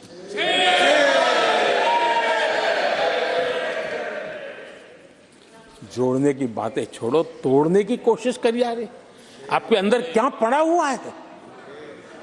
क्या इतने टुकड़े करके अभी भी आपके मन को समाधान नहीं हुआ है? देश के इतने टुकड़े कर चुके हो आप, और टुकड़े करना चाहते हो? कब तक करते रहोगे? आदरणीय अध्यक्ष जी, इसी सदन में अगर कश्मीर की बात होती थी तो हमेशा चिंता का स्वर निकलता था, छिटाकशी होती थी, आरोप प्रत्यारोप होते थे। आज जम्मू कश्मीर में अभूतपूर्व विकास की चर्चा हो रही है और गर्व के साथ हो रही है। पर्यटन लगातार बढ़ रहा है। G20 समिट होती है वहां, पूरा विश्व आज उसकी सराहना करता है। आर्टिकल 370 को लेकर के कैसा हुआ बना के रखा था। कश्मीर के लोगों ने जिस प्रकार से उसको गले लगाया है, कश्मीरी जनता ने जिस प्रकार से गले लगाया है, और आखिर के ये समस्या किसकी देन थी? किसने देश के माथे पर मारा था? किसने भारत के संविधान के अंदर इस प्रकार की दरार करके रखी हुई थी? इनके सशक्तिकरण के माध्यम से राष्ट्र के विकसित भारत के लक्ष्य को प्राप्त करने की जो राह है, उसका स्पष्ट दिशा निर्देश आदरणीय राष्ट्रपति जी ने कहा है। अच्छा हो सकता है आपके यहाँ फिशरमैन माइनॉरिटी के ना हो सकता है आपके यहाँ पशुपालक माइनॉरिटी के ना हो सकता है किसान आपके यहाँ माइनॉरिटी के ना हो सकता है महिलाएं आपके यहाँ माइनॉरिटी में ना हो सकता है कि आपके यहाँ युवा में माइनॉरिटी। क्या हो गया है दादा? क्या देश के युवा जी की बात होती है? समाज के सब वर्ग नहीं होते हैं? क्या देश की नारी की बात होती है? देश की सभी नारी नहीं होती है? कब तक टुकड़ों में सोचते रहोगे? कब तक समाज को बांटते रहोगे? सब सीमा करो, सीमा करो। बहुत तोड़ा देश को।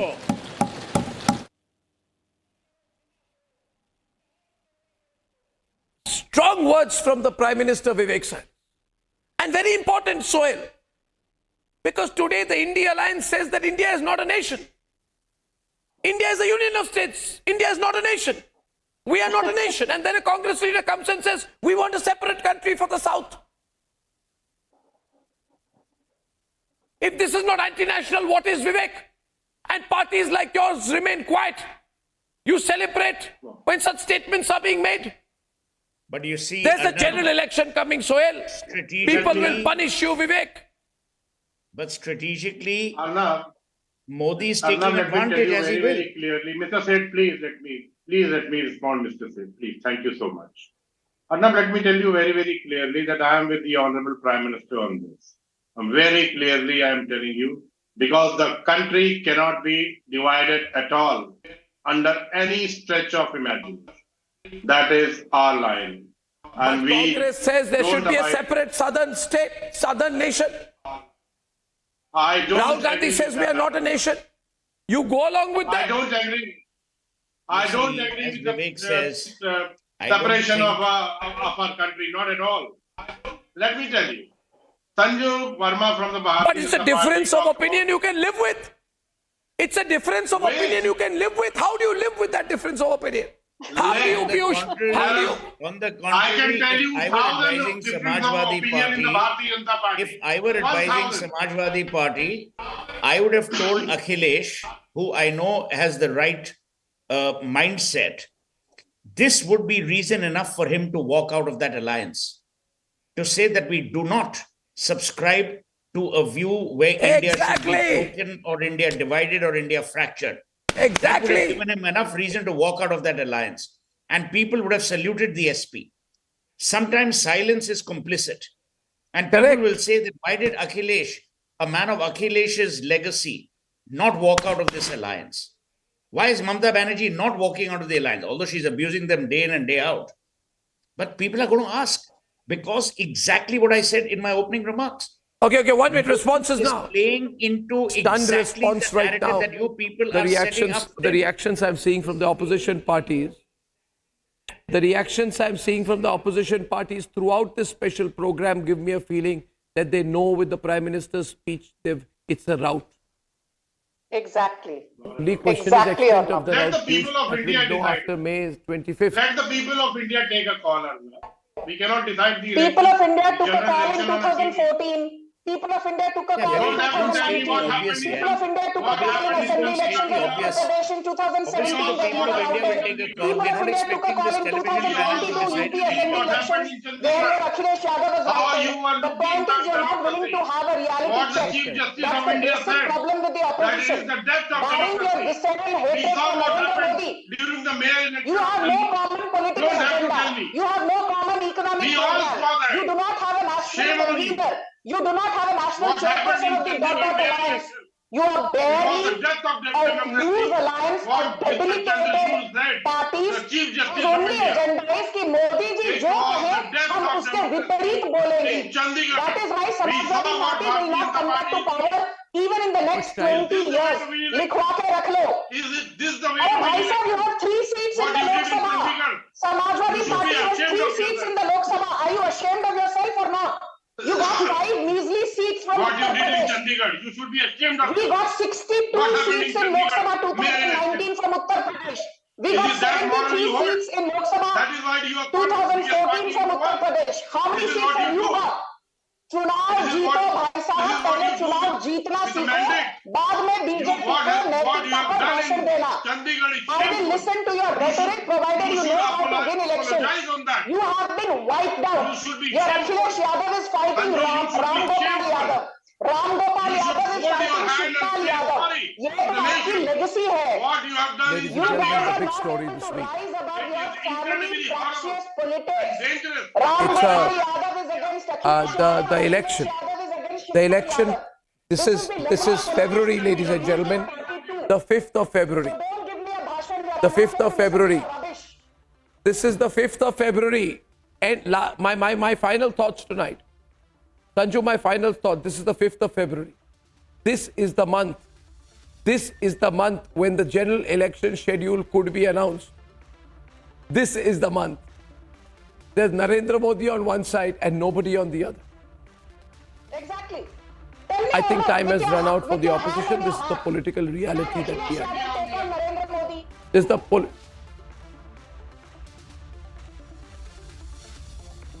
Narendra Modi? Can Lalu Yadav take on Narendra Modi? Can Tejasvi Yadav take on Narendra Modi? Can NK Stalin take on Narendra Modi? Can Udayanithi Stalin take on Narendra Modi? Can Pinarayi Vijayan take on Narendra Modi? All these people put together. Well, individually and together are different questions, but I don't think they can. As I said, there is no alliance versus the BJP. This election is a vote with Modi on the one side, nobody else on the other. And the only factor, the biggest factor in this general election is Narendra Modi. It is Narendra Modi. Ladies and gentlemen, I think we'll see you tomorrow at 9 o'clock without doubt. Good night.